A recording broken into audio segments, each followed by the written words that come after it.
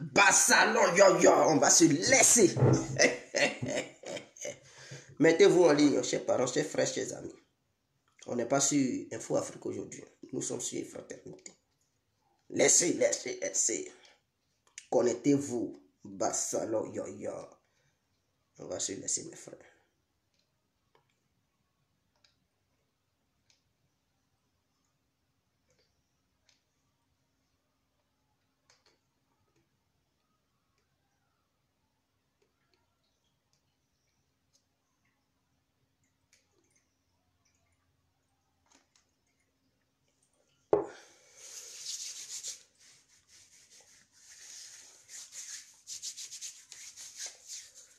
Voilà, connectez-vous. Aujourd'hui, nous sommes sur Fraternité. Ce n'est pas sur Info Afrique. Voilà, donc on peut faire les directs là où on veut. Fraternité, Info Afrique, c'est la même chose. Donc, alors, bonsoir à tous et à tout pour tous ceux qui ne me connaissent pas. Je suis l'incontournable bien complet tout terrain. L'homme dont on parle, qui n'a pas frosé, donc qui ne mange pas ses mots. Vous pouvez aussi m'appeler devant la ville, l'homme derrière le gouverneur italien, docteur Modon, appelez-moi Boum, laisse-moi mourir 5 plein de royal, padrino, camari des eaux ou la Moudia. Alors, nous voilà à nouveau devant cette caméra pour parler de Alassane Ouattara. C'est important. Parlons-en, mes frères et sœurs. Et le titre est bel et bien clair. Alassane Ouattara, paniqué devant Soro Guillaume, Laurent Gbagbo et Charles Blé Goudé, se transforme en un dictateur incontrôlé. C'est très important. Maintenant, je vais vous expliquer pour ceux qui ne comprennent pas ma philosophie depuis que je fais les vidéos, parce que d'autres disent non, tu es un faux logo, toi, tu es un fou, toi, tu changes de manteau et tout. Le problème entre vous et moi, c'est que on ne véhicule pas la même idéologie. On n'a pas la même manière de voir ce que c'est que la politique. Pour moi, tout est différent de ce que vous faites.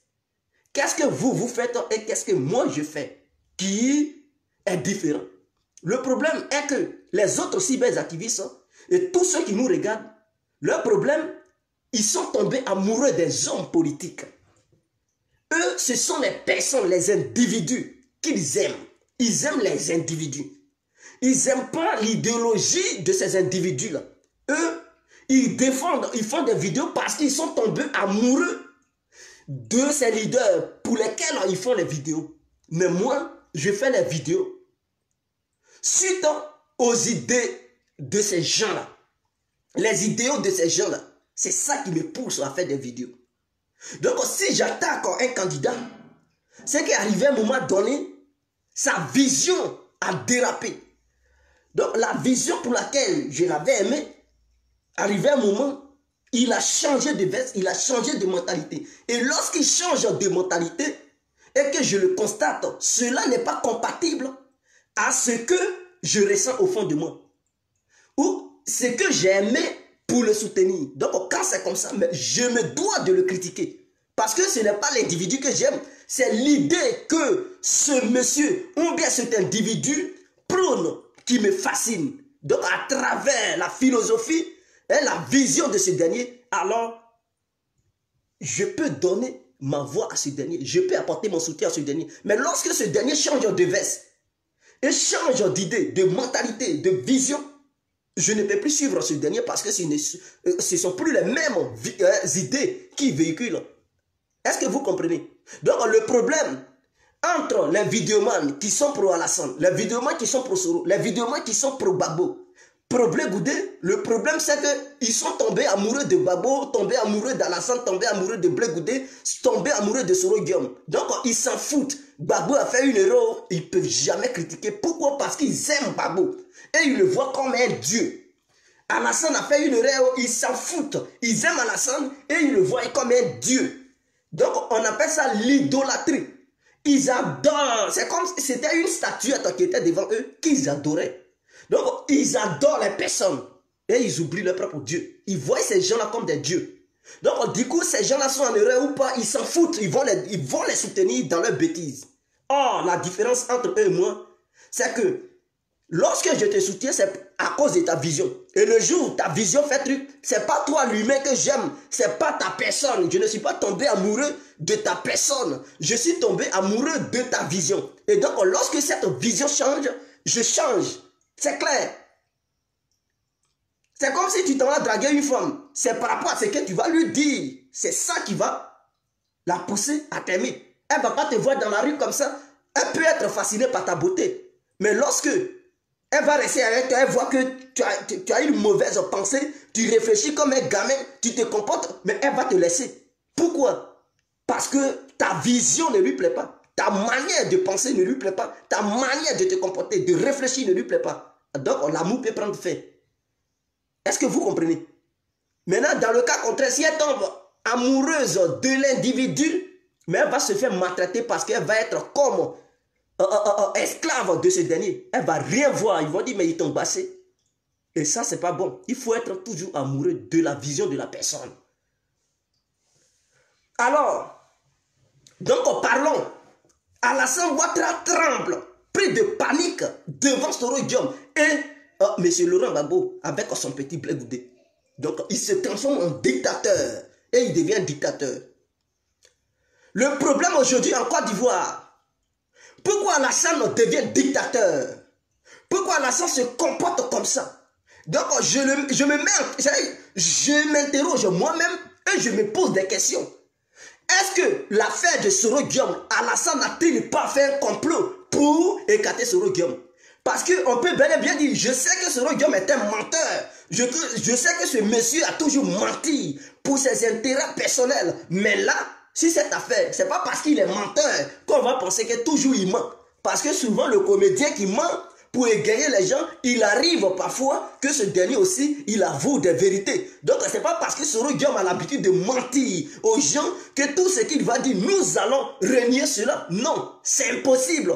Pas question de renier cela. Alors, donc je me pose des questions. Soro Diom dit que cette histoire de bande sonore a eu lieu en 2017. Et qu'en personne, il s'est déplacé pour aller voir le président de la République, appeler son excellence, M. Alassane Ouattara, pour lui faire part de la situation. Et Alassane a eu écho de ça. Il n'a pas pris cette affaire pour poursuivre Diom Soro. 3 ans plus tard, on dit 2 ans plus tard, Alassane remet ses écoutes dans les mains d'Abdou Richard. Lui ensuite, il remet ça dans les mains du juge d'instruction. Et ensuite, avant 2020, il lance un mandat d'arrêt contre Diom Soro pour l'écarter de la scène politique. Est-ce qu'Alassane Ouattara a-t-il peur de Soro Diom? Je n'aime pas la peur. Je déteste l'idéologie de Diom Soro, mais il faudrait qu'on se dise la vérité. Lorsqu'il y a la vérité, il faut l'avouer. Parce que lorsqu'on pose des actes néfastes, lorsqu'on prend une vision tordue, une vision archaïque, une vision qui peut enflammer la Côte d'Ivoire, c'est à nous d'établir la vérité, c'est à nous de critiquer, c'est à nous d'alerter l'opinion publique, l'opinion nationale ivoirienne. C'est à nous de redresser nos dirigeants. Voilà pourquoi on dit cyberactiviste. Un cyberactiviste ne doit pas être un malfrat, il ne doit pas être quelqu'un, un zozo qui va suivre n'importe comment. Un cyberactiviste, c'est celui qui dénonce l'état de la société. Ce qui n'est pas bien, il doit mettre au grand jour. Quand c'est bien, il soutient. Quand c'est mauvais, il doit dénoncer. C'est ça, on dit, le rôle des cyberactivistes. Nous sommes des cyberactivistes. On n'est pas des petits vidéomans. Nous ne sommes pas des blogueurs. On est cyberactivistes. Voilà le sens. Donc, ceux qui vont venir m'insulter, c'est des gens, ils sont des zombies de ces politiciens-là. Ils aiment les personnes, ils n'aiment pas les idées que ces personnes prônent.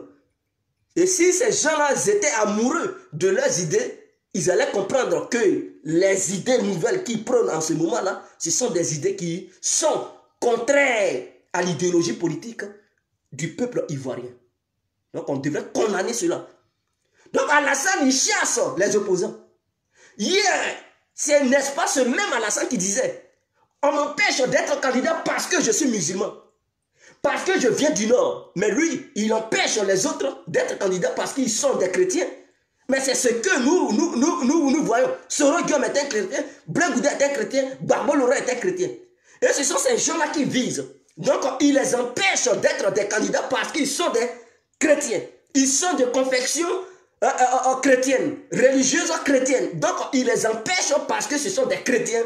Et donc, ils ne veulent pas que les chrétiens en Côte d'Ivoire, qui sont des candidats forts, puissent le concurrencer. Pour lui, il faudrait que les musulmans gouvernent uniquement la Côte d'Ivoire. Ceci étant, je ne suis pas contre les musulmans. Mais il faudrait qu'on se dise la vérité. Parce que hier, il a utilisé les musulmans contre ceux qui étaient au pouvoir, qu'il appelait les chrétiens. Aujourd'hui, il écarte maintenant les chrétiens et il gouverne avec les musulmans. De façon majoritaire, ceux qui sont au sein de son gouvernement. Donc on doit dénoncer cela. Et ça, ce n'est pas la justice, c'est de l'injustice. Donc on doit se poser des questions. Est-ce que ce que Soro disait, que non, c'était des espions que Ouattara avait envoyés pour le piéger. Mais si c'était pour piéger Soro, qu'est-ce que Ouattara cherchait en envoyant des espions pour piéger Soro? Est-ce que c'était le problème du coup d'État réellement qui inquiétait Ouattara, ou bien Ouattara voulait une petite preuve pour chasser Soro, puisqu'il n'avait pas de preuve concrète dans le but d'écarter Guillaume Soro. Et donc, en un mot, Ouattara a-t-il peur de la concurrence de Guillaume Soro? Il a-t-il peur que Guillaume Soro pose sa candidature en Côte d'Ivoire pour le battre à une élection présidentielle? Mais lorsqu'on n'a pas peur, on accepte le jeu. Il faudrait que le jeu soit ouvert. Mais lorsque le jeu n'est pas ouvert et qu'on empêche d'autres d'être des candidats, c'est qu'on a peur. Et donc, quand le RADP, matin, midi, soir, dit que nous sommes populaires, mais être populaire, c'est de laisser aussi les autres jouer au jeu pour voir qui est populaire, qui ne l'est pas. Si Alassane pense qu'il a trop construit, il a trop fait avancer la Côte d'Ivoire, et que les Ivoiriens ont eu la confiance en lui, mais qu'il laisse les autres jouer aussi le jeu.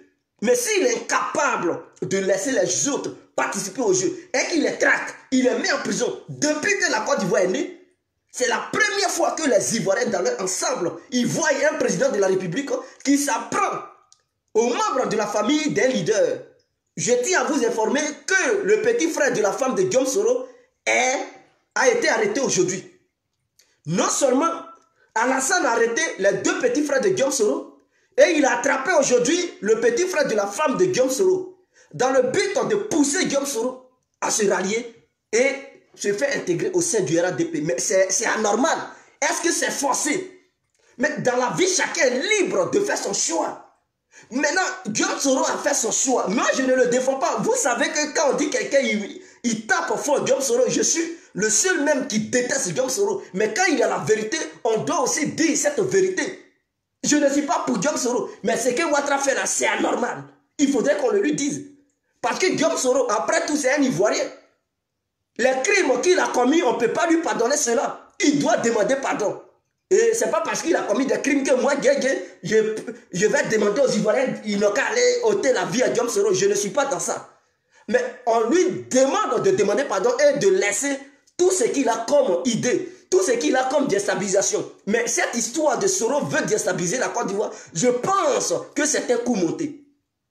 Je pense que c'est un coup monté. Le petit frère de la femme de Guillaume Soro a quoi avoir là-dedans? Les deux petits frères de Guillaume Soro ont quoi avoir là-dedans? Il arrête les journalistes. Avant-hier, c'était le directeur de la MACA, lui qui suivait la MACA. C'est lui, ils ont arrêté. On dit non, il veut faire coup d'État. Donc les gardes flocos aussi, ils font coup d'État. Ils arrêtent n'importe qui. Tous ceux qui inquiètent Ouattara, ils les mettent en prison. Et maintenant, ils tiennent des meetings pour dire, oh, le premier tour, on gagne. Mais si tu penses que réellement tu peux gagner le premier tour, mais laisse le jeu électoral s'ouvrir. Ils confisquent les médias d'État. La RTI, ils confisquent au sein de la RTI. Vous ne verrez jamais un opposant passer à la RTI pour parler de son programme. Jamais. Tous ceux qui passent là-bas, ce sont les membres du RADP. RADP, matin, midi, soir, ils vont nous agacer. Même les filles qui font ces midi, elles toutes, si tu n'es pas RADP, tu ne peux pas travailler à ces midi. Tu veux être une fille, une animatrice au sein de ces midi, il faut être militante du RADP. Tu veux être un animateur ou quoi? Pour faire le journalisme en Côte d'Ivoire, il faut être militant du RADP. Mais on est où là? On est où? Est-ce que la RTI là, ce sont les militants du RADP seulement qui payent? Mais en Côte d'Ivoire, tout le monde paye. Même le villageois ou la villageoise qui se trouve dans son village lointain, qui paye ne serait-ce que la facture de courant. Parce que la redevance se trouve dans la facture de courant, dans la facture d'eau. Donc la taxe, la TVA, la taxe à la valeur ajoutée s'y trouve. Donc ils ajoutent la facture de la RTI.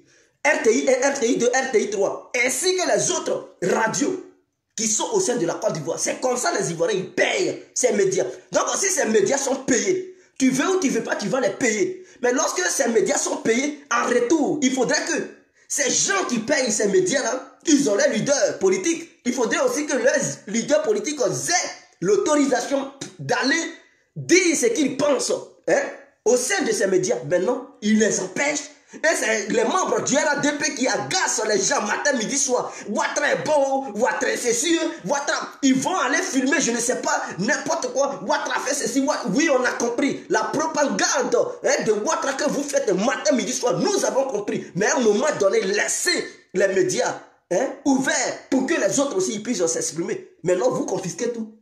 N'est-ce pas, c'est ce qui avait poussé les membres du RADP à prendre les armes pour déclencher une guerre en Côte d'Ivoire. Vous avez dit que non, il y avait la dictature, mais c'est quoi la dictature? Parce que vous parlez de dictature, Gbagbo était dictateur, ceci était dictateur, mais c'est quoi? Qu'est-ce que c'est que la dictature? Parce que vous, si vous ne connaissez pas, il faudrait qu'on vous rafraîchisse la mémoire. La dictature, lorsque tu étouffes la liberté de chaque individu, de chaque citoyen dans un état bien défini, et quiconque parle, soit tu le mets en prison, soit tu le tues. Donc quand ça va sur cette base, donc nul n'est encore libre et personne ne peut se jouir de son droit, de sa liberté naturelle dans son propre pays. Donc il devient quelqu'un qui est dans une prison à ciel ouvert. Alors lui qui est le dirigeant, automatiquement il devient dictateur. Lorsque tu es incapable de t'exprimer librement dans un journal écrit ou un journal télévisé ou audio, automatiquement on t'empêche et on te met en prison dans un enclos. Donc un pays peut devenir un enclos lorsque tu es là-bas, tu ne peux pas t'exprimer librement.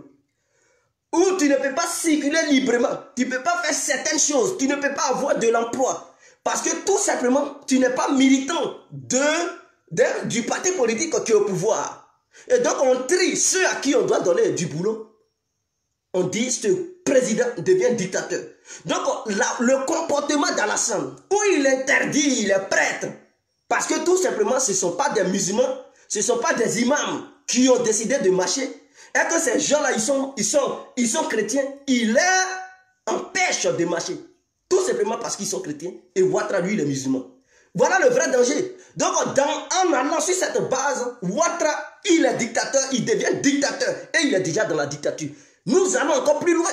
Lorsque quelqu'un dit qu'il a pris les armes pour instaurer la liberté, pour instaurer la démocratie et faire émerger le pays, mais l'émergence c'est quoi? Mais l'émergence doit aussi marcher avec la démocratie. Puisque une démocratie non émergente n'est plus émergence. Ou bien une émergence non accompagnée de la démocratie n'est plus une émergence. Il doit avoir l'émergence de l'esprit ouvert, c'est-à-dire de la liberté de la presse, l'émergence de la circulation des biens et des personnes, l'émergence de la liberté des hommes politiques apprenant leurs idéologies pour convaincre chaque citoyen qui va essayer d'épouser son idée ou bien son idéologie. Mais lorsqu'on empêche les adversaires politiques de s'exprimer au sein d'un État, où le président, il est là et il empêche tout le monde de s'exprimer. Personne ne peut faire un petit meeting, pas des marches, mais des meetings pour essayer de mobiliser leurs militants pour voir combien ils pèsent dans le pays. Ça devient la dictature.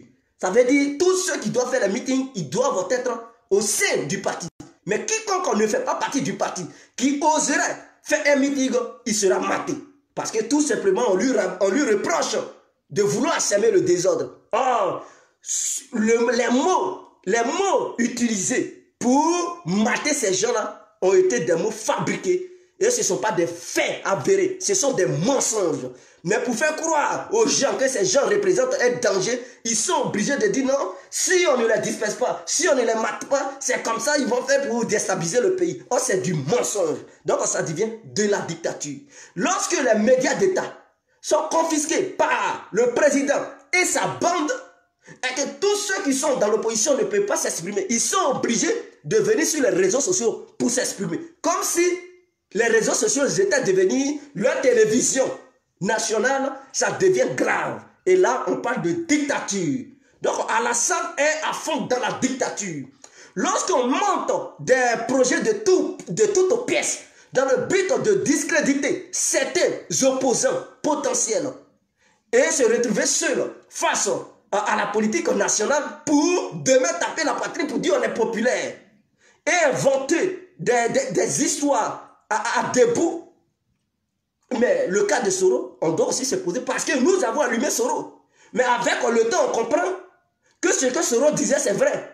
Quand Soro dit que c'est un projet monté et que c'est Alassane qui a envoyé des espions pour le piéger dans le but de l'écarter à la course présidentielle, nous comprenons que c'est la vérité. Parce que hier, ça a été clair. Lorsque le président de la République de Côte d'Ivoire, il vend le peuple ivoirien devant l'humanité tout entière, lorsqu'il ment et qu'on lui prend la main dans le sac, il ment en flagrant délit parce que c'est en direct. C'est en direct. Donc, on l'attrape. Et en direct, ce monsieur, il nous disait quoi? Soi-disant président de la République, le père de la nation, qui doit instruire la population ivoirienne, qui doit être un exemple, qui est lui-même croyant, mais un croyant qui est menteur. Mais quand tu es croyant et puis qui est menteur, mais tu blagues Dieu, tu n'es plus croyant. Tu es tout simplement menteur. Est-ce qu'on peut maintenant croire à tout ce que Ouattara dit aux Ivoiriens? En nous parlant d'une économie émergente à 12% ou à 8%, mais on peut mettre sans question. Lorsqu'il disait avant-hier que lui, il n'a jamais mis sa main, sa bouche dans cette justice internationale, à ces pays, et que ceux qui prennent son nom pour aller là-bas, ce sont des mythomanes, ce sont des manipulateurs, et que lui n'a rien à voir là-dedans, et que ce n'est pas le rôle de l'État ivoirien, et qu'il va encore plus loin, que le président ne peut pas aller se faire humilier, se ridiculiser en envoyant des gens, et que lui n'a jamais envoyé qui que ce soit. Et hier, on voit 3 avocats qui sont alignés, des vieux avocats d'ailleurs, qui débarquent à la CPI parce qu'ils ont reçu des millions de Ouattara, en disant que non, c'est Ouattara qui nous a envoyé pour demander au procureur et au juge de la CPI de maintenir Laurent Gbagbo et Charles Blé Goudé là-bas. Mais il y a des doutes. Et on montre la vidéo où Alassane lui-même il parle. Il dit non, je n'ai jamais envoyé qui que ce soit parce que ceux qui vont là-bas à mon nom, ce sont des menteurs, des manipulateurs. Mais entre les avocats et vous, Alassane, quels sont ceux qui mentent? Quels sont ceux qui mentent? Est-ce les avocats mentent? Ou c'est vous, monsieur le président, qui mentez? Mais si ces avocats mentaient, et que Ouattara disait la vérité, il y a longtemps, Abdou Richard aurait déjà tapé un PV pour dire mandat d'arrêt parce qu'il ne tape pas, on le connaît en Côte d'Ivoire. Lorsque quelqu'un touche un peu au président de la République, Abdou Richard, même s'il est dans un sommeil calamiteux, il se réveille de son sommeil, c'est un PV, il tape, il met ça sur Facebook. Mais si aujourd'hui, depuis hier jusqu'à aujourd'hui, il n'y a pas un PV sur Facebook, on n'a pas encore vu un mandat d'arrêt venant de la part d'Abdou Richard, c'est qu'Alassane Ouattara a envoyé ces gens-là. Donc, entre les avocats et Ouattara, qui ment, Ouattara était menteur. Voilà. Donc, Alassane a humilié le pays, il a humilié tous les Ivoiriens, toutes les Ivoiriennes dans leur ensemble. Donc, au sommet de notre pays, on a un président menteur. Un président dictateur menteur. Et quand les gens ils voient ça, mais ils se posent des questions. Mais ils ont quel président? Mais il a humilié la Côte d'Ivoire. Il a humilié la Côte d'Ivoire devant l'humanité tout entière. Donc la question qu'on se pose, si Ouattara, il se permet, au nom du poste présidentiel qu'il occupe, il se permet de s'ingérer dans une juridiction internationale située à 8000 km de la Côte d'Ivoire, Hollande, Côte d'Ivoire, 8000 km. Et Ouattara se permet de s'ingérer là-dedans. Imaginons, et la justice nationale. Mais c'est la catastrophe. Parce que Ouattara a son nez là-bas, c'est là-bas, il respire matin, midi, soir. Donc cette justice nationale ne pourra jamais dire le droit. Parce qu'elle est manipulée à longueur de journée. Donc nous interrogeons. Tous ceux qui ont été jugés en Côte d'Ivoire et condamnés, soi-disant, ils ont commis des crimes contre l'humanité, nous mettons la justice ivoirienne en question. Parce que ce n'est pas normal. Parce que cette justice a été manipulée par le président de la République. Parce que c'est ce qu'il fait. S'il manipule la justice internationale, c'est que la justice nationale aussi, elle a surtout est manipulée.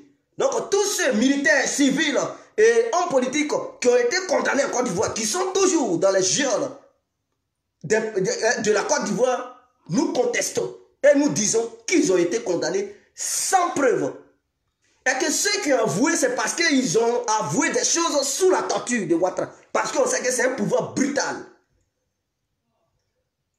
C'est un pouvoir brutal qui exerce la brutalité pour faire vomir et faire dire des choses aux gens. Hein, lors de la brutalité. Ça te fait vomir ce que tu n'as jamais fait. En te matant, on a pu tes testicules. Pour que tu avoues la vérité, on brûle avec un briquet. Mais quelqu'un qui souffre, il voit ses testicules en train d'être brûlés avec du feu. Mais vous voulez qu'il dise quoi? Mais il va dire n'importe quoi. Parce qu'il se trouve en enfer là. Et il a besoin de retrouver la liberté. Il est obligé de dire n'importe quoi. Et lorsqu'il dit ça, il brandit ça dans les journaux. Oui, ils reconnaissent. Il a reconnu. Ils ont reconnu qu'ils ont commis tel crime. Mensonge. Tout ça, c'est parce que c'est manipulé. La police est manipulée, la justice est manipulée. Il n'y a pas de vrai juge qui a suivi le droit en Côte d'Ivoire. Ils sont là, ils sont devenus des partisans du RADP en Côte d'Ivoire. Juges, procureurs et avocats. Et tous, ils sont des partisans. Donc, la justice ivoirienne, elle-même, elle est partisane. Car elle est manipulée. Si tu ne veux pas exécuter l'ordre, non seulement on te démet de ton poste, et ensuite on met des fausses accusations sur toi et tu te retrouves en prison. Voilà la justice ivoirienne. Donc quand c'est comme ça, les juges, ils sont obligés de condamner des gens qui sont innocents. Sachant bel et bien, ils sont conscients, mais ils sont obligés d'exécuter car le Dieu, le Seigneur, Alassane Dramane Ouattara leur a donné des ordres. Voilà le vrai problème. Donc quand c'est comme ça, on doit dénoncer. Parce que hier, n'oubliez pas, les militants du RADP ont pris des armes pour combattre Gbagbo parce qu'ils trouvaient que Gbagbo on manifestait l'injustice dans le pays. Et donc, pour instaurer cette justice, ils étaient obligés de prendre les armes. Et ces armes qui ont été prises, il y a eu des milliers de morts, des crimes contre l'humanité. Il y a eu le génocide, pas possible. Donc, si il y a eu un tel événement dans le but de prôner la liberté, oui, l'émergence, il faudrait qu'on prône cette liberté réellement. Dans les faits, en pratique, on met ça en œuvre. Et non dans le truc. Donc, Alassane Ouattara, hier, ses avocats ont dit, lorsque les avocats des familles des victimes, qui disent, non, si on libère Gbagbo, il risque de gagner les élections, et il va menacer, elle est devenue maintenant partisane du RADP. Elle n'est plus là pour défendre les victimes. Elle est là maintenant pour défendre le poste présidentiel de Dramane Ouattara. Est-ce que c'est pour ça qu'ils t'ont envoyé à ces pays là-bas? On dit de parler des femmes qui sont mortes, les femmes d'Abobo. Non, elle ne parle pas de ça. Elle est là à lutter. Il ne faut pas les laisser pour ne pas que Gbagbo prenne le pouvoir en Côte d'Ivoire. Ils t'ont dit de parler de politique. On te dit de parler de victimes. C'est toi qui dis non, il va prendre le pouvoir. Donc voilà une politicienne déguisée en avocate. Et les victimes de Côte d'Ivoire vont dire quoi? Mais les familles qui ont été blessées vont dire comment? Qu'est-ce que ces familles vont dire? Non, notre avocate nous a trahis. Parce qu'elle allait là-bas, elle n'a pas allé défendre les familles des victimes. Elle allait défendre Alassane à la CPI. Et c'est regrettable, c'est malheureux. Elle part là-bas pour défendre le fauteuil présidentiel d'Alassane. Donne des arguments, non? Si Gbagbo il retourne là-bas, il va prendre le pouvoir et il risque de ne plus répondre à la justice. Ou bien il va menacer les familles des victimes. C'est n'importe quoi ça. Donc, si on fait des analyses profondes, ça veut dire le gouvernement ivoirien constate que les avocats de ces familles-là ne sont pas à la hauteur. Donc, ils envoient des renforts. Mais c'est ça. Quand tu envoies une unité au front, et quand tu vois que cette unité est matée par le camp en face, mais tu envoies des renforts. Donc, le renfort est venu hier à la CPI parce que l'unité, soi-disant qui allait défendre la famille des victimes, ou bien les familles des victimes, cette unité était matée par Jennifer Naouri. Il faudrait que ça soit clair. Jennifer Naouri, la petite fille, était là matée avec un maître Ndri. Les deux étaient là matés, cette unité qui était en face. Donc, il fallait un renfort. Donc le renfort est quitté à Abidjan, qu'ils ont donné des millions d'euros, pour ne pas dire des milliards de francs CFA, dans le but de soutenir cette unité, déléguée par les familles des victimes. Sinon que nous savons que ce n'est pas les familles des victimes qui ont délégué, c'est le pouvoir Ouattara qui était derrière cette histoire, famille des victimes, famille. C'est n'importe quoi, c'est Alassane qui est derrière, qui leur paye, qui leur donne l'argent. Ce n'est pas les familles des victimes qui ont délégué ces avocats, qui parlent toujours des familles des victimes. Ces gens ont été délégués par le gouvernement de Ouattara. On dit que ce pays a quitté les gens. Laissez-les, ils vont rentrer. Ils n'ont qu'à jouir de la liberté naturelle.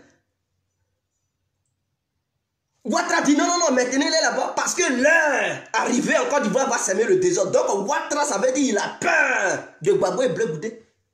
En réalité, ce n'est pas histoire de victimes, ce n'est pas histoire des gens qui ont été tués. Ouattara a peur, il lutte pour son fauteuil présidentiel. Il ne lutte pas pour les victimes. Pour ceux qui n'ont pas compris, ils doivent faire des analyses pour voir et comprendre. Il lutte pour son fauteuil, il ne veut pas perdre, il ne veut pas que le RADP quitte le pouvoir. Voilà la lutte que Ouattara mène. Donc il fait tout, il est capable, il donne les milliards de Côte d'Ivoire à la CPI dans le but de maintenir ces gens-là là-bas. Comme ça, ils ne vont pas venir. Il aura un vide en Côte d'Ivoire cette année 2020. Et puisque Soro n'est pas là, Blé Goudé n'est pas là, Gbagbo n'est pas là, Bédié est vieux, il va le manipuler et il va réussir à gagner le premier tour. Voilà pourquoi il tient des gros discours. Parce qu'il sait que les Gbagbo et les Blé Goudé, ce sont des populistes. C'est des gens qui ont des militants. Et donc on donnait la liberté à Gbagbo et Blé Goudé, même depuis leur position, que ce soit sur le plan, qu'ils soient en Chine, en Russie, en Europe, ici ou bien en Amérique, il leur suffit d'aller sur un plateau de télé pour donner mot d'ordre et puis c'est fini. Ceux qui sont en Côte d'Ivoire, ils vont exécuter. Ouattara, il connaît leur capacité de frappe. Il sait de quoi ils sont capables. Quand je parle de frappe, je ne parle pas des armes, bien sûr. Leur capacité de frappe verbale. Il sait, parce que leur mot d'ordre, les gens vont suivre. Et il sait que si Blé Goudé donne des ordres, les jeunes patriotes vont se lever en Côte d'Ivoire pour aller soutenir ce dernier que ces deux-là vont choisir comme candidat. Voyant cela, la panique au sommet de l'État, Ouattara magouille tout et s'ingère dans la justice internationale. Oh, il doit laisser la justice faire le travail de justice. Il ne doit même pas s'immiscer au sein de la justice. Mais lorsqu'il s'immisce et qu'il s'ingère dans la justice, ça devient de l'injustice, ça devient une juridiction politique. Et donc, hier, Ouattara a politisé la CPI. Alors, dans ces conditions, la CPI a l'obligation de la libérer. Parce que si la CPI les condamne, tout le monde dira, le monde entier a constaté que Ouattara s'est géré là-dedans. Donc, l'État ivoirien a politisé la CPI. Et donc, dans ces conditions, si la CPI, on les condamne, les gens diront que la CPI a été manipulée, financée et corrompue. Parce que c'est Ouattara qui a mené cette idéologie là-dedans, qui a politisé ça. Donc la CPI doit les libérer. Même s'ils étaient coupables, ils seront libérés. Parce que pour ne pas que demain, le monde entier, puisque cette cour des gens, des puissances étrangères font des reproches à cette cour, Israël dit que cette cour n'est pas impartiale, que c'est une cour bandite. Washington, c'est les Américains qui ont eux-mêmes mis ça sur pied aussi. Ils disent que c'est une cour bandite. La Russie dit que c'est une cour bandite. Et aux yeux de l'humanité, pour que cette cour soit crédible, il faudrait que cette cour prouve à l'humanité tout entière qu'elle est crédible. Alors, dès lors que Ouattara, il a politisé cette cour, lorsqu'il dit maintenez mes adversaires parce que j'ai peur, il y a élection en 2020, et 21 octobre 2020. Et si ceux-là, ils viennent, ils vont s'aimer la pagaille. Ou bien s'ils viennent, ils risquent de prendre le pouvoir. Donc, en fait, tout, maintenez-les. Dans le but d'avoir la liberté de faire ce qu'il veut. Donc Ouattara est impérieux. Alors c'est ce qui va nous amener encore en 2010. Ouattara qui dit qu'il avait gagné les élections en 2010. Mais on doit se poser des questions. Mais s'il reconnaissait qu'il avait gagné les élections en 2010, mais si tu as gagné, c'est même là. Mais ils se sont affaiblis. Au contraire, depuis qu'ils sont là-bas, il y a eu assez de désertion au sein du pays. Des gens ont déserté. Ils ont rejoint même le RADP. Donc si le pays était si faible en 2010, mais Ouattara allait les laisser venir sur la scène nationale pour faire la politique et voir réellement qui avait gagné en 2010. C'est clair. Qui avait gagné en 2010 réellement, c'est là. C'est-à-dire si le RADP est crédible et veut démontrer aux yeux de l'humanité entière que la personne qui était à la base de la crise, pour montrer la personne qui était à la base de la crise de 2010, c'est le moment de laisser le pays et son leader participer. C'est le moment de laisser tous les acteurs participer et voir qui va gagner. Lui qui va gagner, on saura que c'est ce dernier qui avait gagné en 2010. Là, les esprits vont s'éclairer. Mais lorsqu'on empêche à ces gens-là de participer, on ne saura jamais qui avait gagné les élections de 2010. Donc, pour ma part, pour savoir la personne qui avait réellement battu son ami et qui était devant qui, c'est le moment. Cette année-là, on doit laisser tout. Bédié, Gbagbo, Alassane, ils doivent participer à cette élection et voir qui des trois va être premier, qui des trois va gagner. Et suite à ça, on saura qui avait gagné en 2010. C'est ce qui va nous éclairer. Mais tant qu'on ne va pas sur cette base, parce que le recomptage des voix a été refusé, et il y a eu une guerre. Cette guerre a conduit 2 individus à la CPI et a conduit beaucoup de militaires ainsi que d'autres opposants en prison. D'autres sont en exil. Et on nous dit que c'est Ouattara qui a gagné. Mais sa méthodologie, sa méthode qu'il emploie aujourd'hui, ça met en doute la véracité des faits depuis 2010. Et ça montre la dictature qu'il applique au sommet de l'État. Et il a une démarche qui écarte tous les opposants de Côte d'Ivoire. Donc pour ma part, pour savoir qui avait gagné en 2010, laisse Babo, laisse Bédier, vous, Alassane, posez vos candidatures. Les Ivoiriens vont savoir qui avait gagné en 2010. Et la vérité va se savoir. Cette fois-ci, c'est vous qui êtes au pouvoir. C'est vous qui êtes au pouvoir, c'est vous qui allez organiser les élections. Laissez tout le monde aller aux élections et on verra qui pèse dans le pays. Et on verra qui était à la base de cette crise. Mais si vous avez peur et que vous écartez vos adversaires, alors on met en doute votre victoire de 2010. On met en doute cette histoire de 2010. Et donc les gens diront que Ouattara était à la base de ces 3000 morts. Parce que lui qui n'a pas gagné, c'est lui qui a tué les 3000 morts. Donc pour démontrer aux gens que vous aviez réellement gagné en 2010, laissez Babo rentrer. N'envoyez pas des avocats, des vieux avocats pour s'immiscer dans la justice internationale. La CPI a tranché, laissez-les rentrer. Ils ont pris l'engagement de se présenter à chaque fois que la CPI aura besoin d'eux. Donc respectez ça. S'ils ne respectent pas, c'est entre eux et la CPI. Ce n'est pas entre Ouattara et la CPI. C'est entre eux, la CPI et les familles des victimes. Ils vont juger ça. Mais vous qui êtes un président, vous qui faites la politique, vous déportez la politique ivoirienne au sein d'une juridiction internationale devant l'humanité tout entière. Et vous mentez, vous dénigrez la Côte d'Ivoire. Vous humiliez le pays. Vous humiliez les Ivoiriens qui sont à la diaspora. Et aujourd'hui, tu ne peux même plus parler devant un Camerounais, un étranger. Ils vont dire votre président menteur. C'est la honte. Quel est ce président qui ment? Mais un père de famille qui ment devant ses enfants. Mais quel exemple les enfants vont suivre? Parce qu'Alassane, il est le père de la famille de tous les Ivoiriens. Et lui qui doit donner un bon exemple, lui qui doit être exemplaire, qui ment. Mais imaginons qu'un Ivoirien, que Alassane n'avait pas envoyé, il mentait sur Alassane comme ça, il y a longtemps, d'où Richard aurait déjà fait un PV pour dire qu'il est à la recherche. On le cherche. Si vous l'attrapez, on vient un mandat d'arrêt international. Mais il sait que c'est lui qui a envoyé les avocats. Et d'autres disent le ministère de la justice. Mais le ministère de la justice ne peut pas taper un PV pour dire aux avocats d'aller défendre les familles des victimes ou bien de dire aux juges de la CPI de maintenir Laurent Gbagbo. Et ces avocats vont venir, ils vont dire c'est Ouattara qui ne connaissent pas le ministère de la défense, ministère de la justice et puis Ouattara. Ces avocats-là, ils ne connaissent pas Alassane. Quand ils disent c'est Alassane, ils connaissent son ministre de la justice. Pour ne pas dire ministre de l'injustice en Côte d'Ivoire. Ils le connaissent très bien. Et ils connaissent Ouattara. Eux, ils disent c'est Ouattara. Et puis vous voulez déplacer les trucs. Jeune Afrique, non ministère de la justice. C'est faux. Ces avocats, ils ne sont pas nés hier. C'est des vieux de 60 ans. Les trucs. Ils connaissent Alassane et puis ils connaissent le ministre de la justice.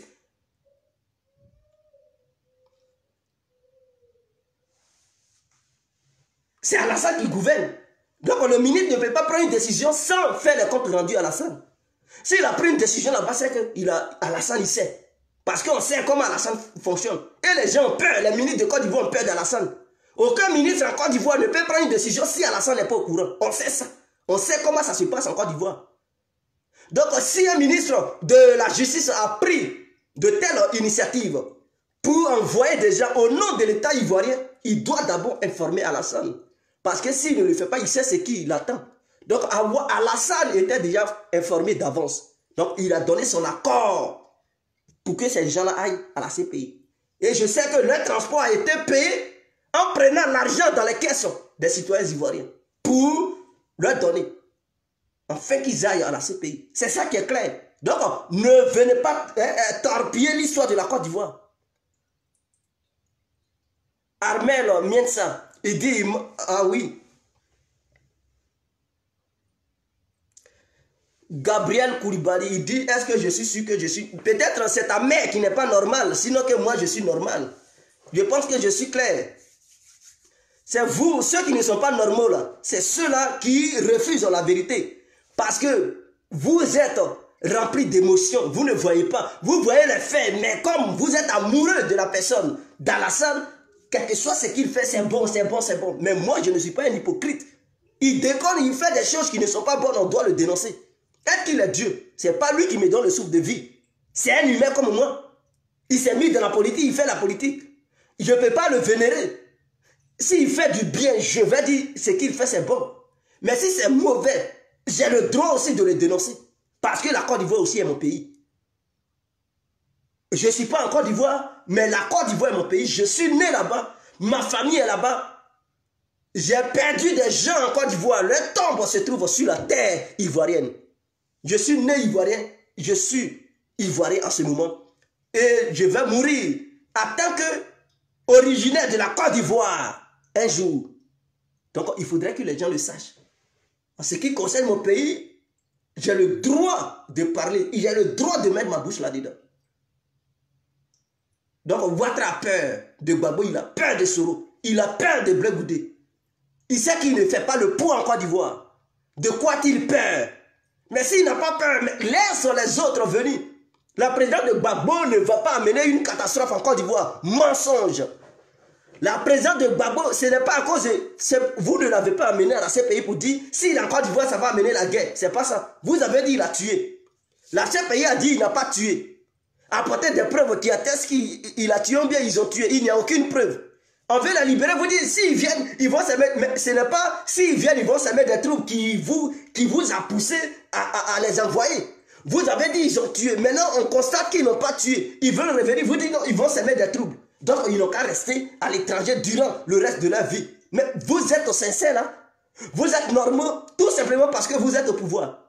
Hier, vous qui aviez dénoncé ces mêmes pratiques, et si vous avez connu la terre ivoirienne, c'est parce que Gbagbo vous a accordé cette clémence.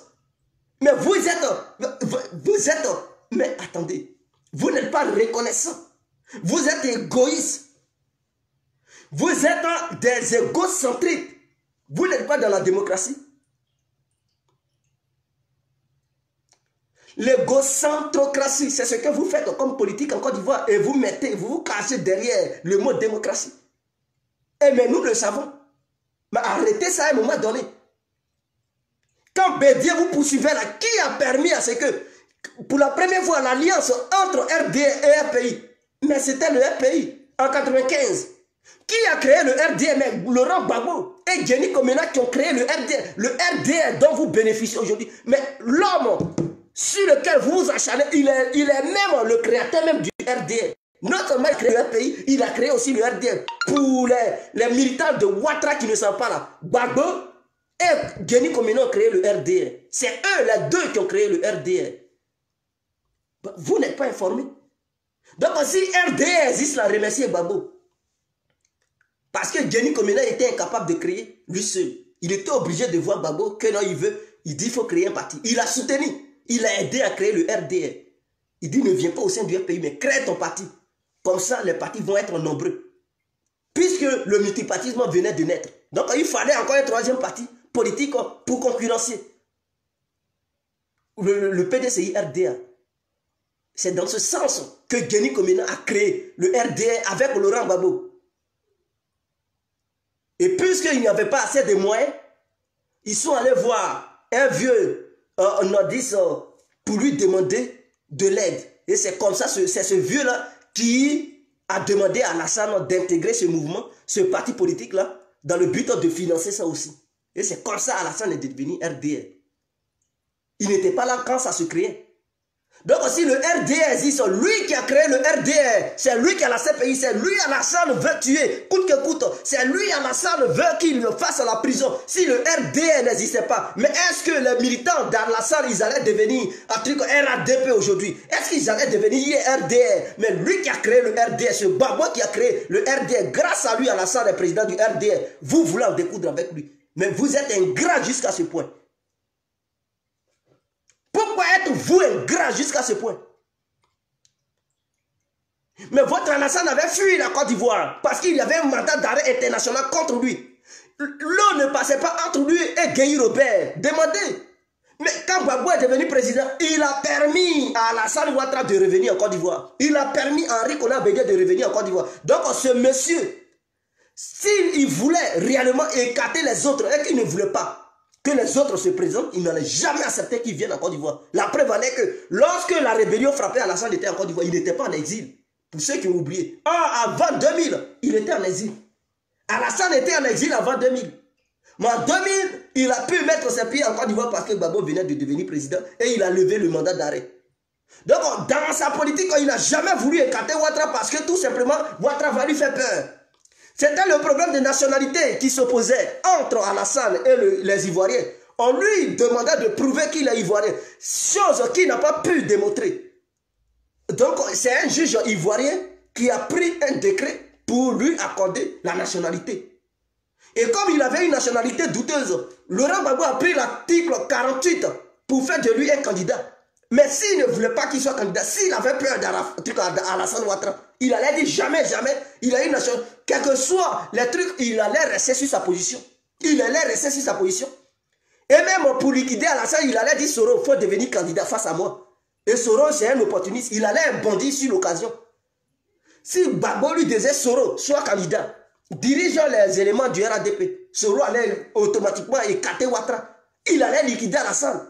Parce qu'il allait se voir comme le nouveau leader fort du Nord. Et il allait profiter de ça. C'est parce que Laurent Gbagbo n'a pas proposé ces genres de propositions à Soro. Il ne lui a pas donné une telle vision. Sinon, s'il lui proposait, Soro, fais tout, écarte-moi Alassane, je n'aime pas le visage d'Alassane, je veux l'écarter. Il faut tout faire pour récupérer le RADP pour que toi et moi, on puisse aller aux élections en 2010. Mais Soro, il allait voir une opportunité. Une bonne occasion. Il allait voir même IB pour dire, ah voilà ce qu'on nous propose. Ils allaient être heureux. Mais c'est parce qu'il n'a pas eu une telle mentalité. Il a permis à Alassane d'être candidat. Et suite à ça, les deux revendiquaient le pouvoir. Mais lorsqu'on dit récolter des voix, quelqu'un qui aime la paix, quelqu'un qui aime son peuple, quelqu'un qui veut réellement la stabilité, mais il appelle toujours au dialogue. Quand on dit récolter des voix, mais il faut aller récolter les voix. Est-ce que récolter les voix est un crime contre l'humanité? Non. Est-ce que récolter les voix, ça allait créer 3000 morts? Non. Est-ce que récolter les voix allait faire fuir les Ivoiriens? Non. Est-ce que récolter les voix allait endeuiller les familles aujourd'hui? Non. Est-ce que récolter les voix allait déclencher ce procès à la CPI? Non. Mais qui des deux a refusé de récolter les voix? Question. Qui des deux a refusé de récolter les voix? Qui des deux a voulu le récolter des voix par les Kalachnikov? Qui des deux a accepté le récoltage des voix par des avions, par des bombes? C'est-à-dire toutes sortes de missiles. Qui des deux a accepté le récoltage des voix des missiles? Qui des deux a accepté le récoltage des voix des Kalachnikov, des RSPG, de trucs, de bombes, je ne sais pas, de bombes artisanales entre Ouattara et Gbagbo? Mais c'est bel et bien Alassane qui a dit qu'il faut appliquer la manière forte. Donc lui qui a appelé la manière forte pour éviter un bain de sang, mais il y a eu le bain de sang. Donc Ouattara dans son idéologie, c'était pour éviter les morts. Un crime, un génocide. Mais les 3000 morts là, c'est un génocide. Donc son plan n'a pas marché. Il voulait éviter les morts des Ivoiriens, mais il a commis des morts en Côte d'Ivoire. Donc lorsque la justice est comme ça, on doit dénoncer cela. Pour dire Ouattara, ce qui s'est passé en Côte d'Ivoire, tu n'es pas étranger. Ouattara n'est pas étranger. C'est lui qui n'a pas voulu le récolter des voix. La manière pacifique, il a refusé la manière pacifique. D'autres diront, mais si Gbagbo quitte le pouvoir, et si Ouattara aussi reconnaît aussi la victoire de Gbagbo. Parce que si on amène ça sur cette base, chacun va défendre la position de l'autre. Si Gbagbo quittait le pouvoir, et si Ouattara aussi reniait le pouvoir, il n'allait pas avoir de mort. C'est parce que chacun restait sur son point, sur sa position. Donc la bonne manière de régler la crise, c'était de récolter les voix devant les Ivoiriens, devant le monde entier, l'humanité tout entière, a fait venir les magistrats du monde, les avocats, les procureurs du monde pour récolter les voix. Ça allait être la manière pacifique. Mais lui qui a voulu la manière brutale, la manière forte, comme Clausel en Côte d'Ivoire, c'est Ouattara. Donc lui qui a voulu que le sang des Ivoiriens verse, coule en Côte d'Ivoire, lui qui a voulu qu'il y ait des génocides, lui qui a voulu que les familles en Côte d'Ivoire pleurent, c'est Ouattara. Donc il n'est pas étranger dans cette affaire. Pourquoi s'acharne-t-il sur les autres? Parce qu'il a gagné Donc, lorsqu'on gagne et qu'on est aidé par une communauté internationale, on devient dictateur. On fait n'importe quoi. Donc, on n'est plus dans la justice, on est dans l'injustice. Donc, il troupatouille la justice. Et il met ça à sa guise parce qu'il est président. N'est-ce pas? C'est cette même méthode que lui, Ouattara, il dénonçait hier. Parce que les autres étaient au pouvoir, il leur reprochait de magouiller dans tous les sens, d'être des dictateurs. Mais lui-même, il est au pouvoir et il fait les mêmes bêtises. Or, pourtant, il était venu pour changer les règles du jeu. Il était venu pour tout améliorer. Il était venu pour nous vendre une nouvelle idéologie qui était meilleure par rapport à celle qui était déjà archaïque. Mais il ne le fait pas. Il fait n'importe quoi et il est là. Et les gens veulent qu'on soutienne cela. Le jour, il va changer de vision. Le jour, il va changer de comportement. Mais les gens reconnaîtront. Quand il construit le pays avec des routes, des ponts, nous soutenons cela. Parce que c'est un fait. On soutient cela. Mais lorsqu'il troupatrouille la justice, lorsqu'il met des innocents en prison, lorsqu'il condamne des gens qui n'ont rien fait, lorsqu'il monte des coups dans le but d'arrêter les gens, lorsqu'il met la pression sur les hommes politiques en arrêtant leur famille, c'est la première fois dans l'histoire de la Côte d'Ivoire. Imaginons que ce n'était pas Alassane qui était au pouvoir et que quelqu'un arrêtait les enfants d'Alassane Ouattara, arrêtait les enfants de la femme de Ouattara. Comment il allait dire? Mais ça allait être intolérable, ça allait être dangereux, ça allait être grave. On ne pouvait même plus comprendre. Il allait battre campagne pour nuire l'image de la Côte d'Ivoire. Il allait inventer les histoires de toutes pièces. Mais comme c'est lui qui fait ça, quand on lui demande, c'est mon fils, c'est mon fils. Soro Guillaume est ton fils et tu arrêtes ton frère. Soro Guillaume est ton fils et puis tu arrêtes son beau-frère. Il est ton fils et puis tu t'apprends sa famille. Non, Gbagbo c'est un ami. Gbagbo est ton ami et puis tu envoies des gens pour qu'on le condamne. Gbagbo est ton ami et puis tu donnes des milliards à des gens pour qu'on l'éloigne de son pays. N'est-ce pas la Côte d'Ivoire son pays? Si vous pensez que Gbagbo est responsable et que vous les avez jugés en Côte d'Ivoire et qu'ils sont condamnés, on dit ils vont vous les donner, vous allez les condamner en Côte d'Ivoire, vous refusez encore. Non, ces pays maintenant, bon, vous demandez à ces pays de les maintenir là-bas. Pourquoi les avez-vous condamnés au pays? Ou bien leur condamnation là, c'est vous n'allez pas les mettre en prison, mais ils sont quand même condamnés. On dit, bon, vos prisonniers, voilà, ces pays veulent vous les donner. Vous dites, non, non, non, gardez-les là-bas. Mais quel est ce comportement? Quel est ce comportement des gamins? Tu juges quelqu'un, tu dis il est coupable. Il a fait quelque chose, il a tué des gens. Tu le juges parce que la justice est compétente. Donc si la justice les a jugés en Côte d'Ivoire, c'est qu'il y a des prisons pour eux. Donc on veut vous les donner, vous les refusez, vous dites ces pays. Oh, ces pays disent ils n'ont rien fait. Vous dites ils ont fait quelque chose. Bon, ils veulent vous les donner, vous dites non, gardez-les là-bas. Mais eux aussi, ils ne peuvent pas les garder. Parce que ce n'est pas la politique, eux, ils font là-bas. Ils font la justice, ce n'est pas la politique. Je tiens à vous dire qu'au sein de la CPI, là, ce ne sont pas des juges uniquement français. Ce ne sont pas des avocats uniquement français. Ces juges viennent de tous les continents du monde. Il y a des juges européens, des juges asiatiques, des juges américains, des juges africains.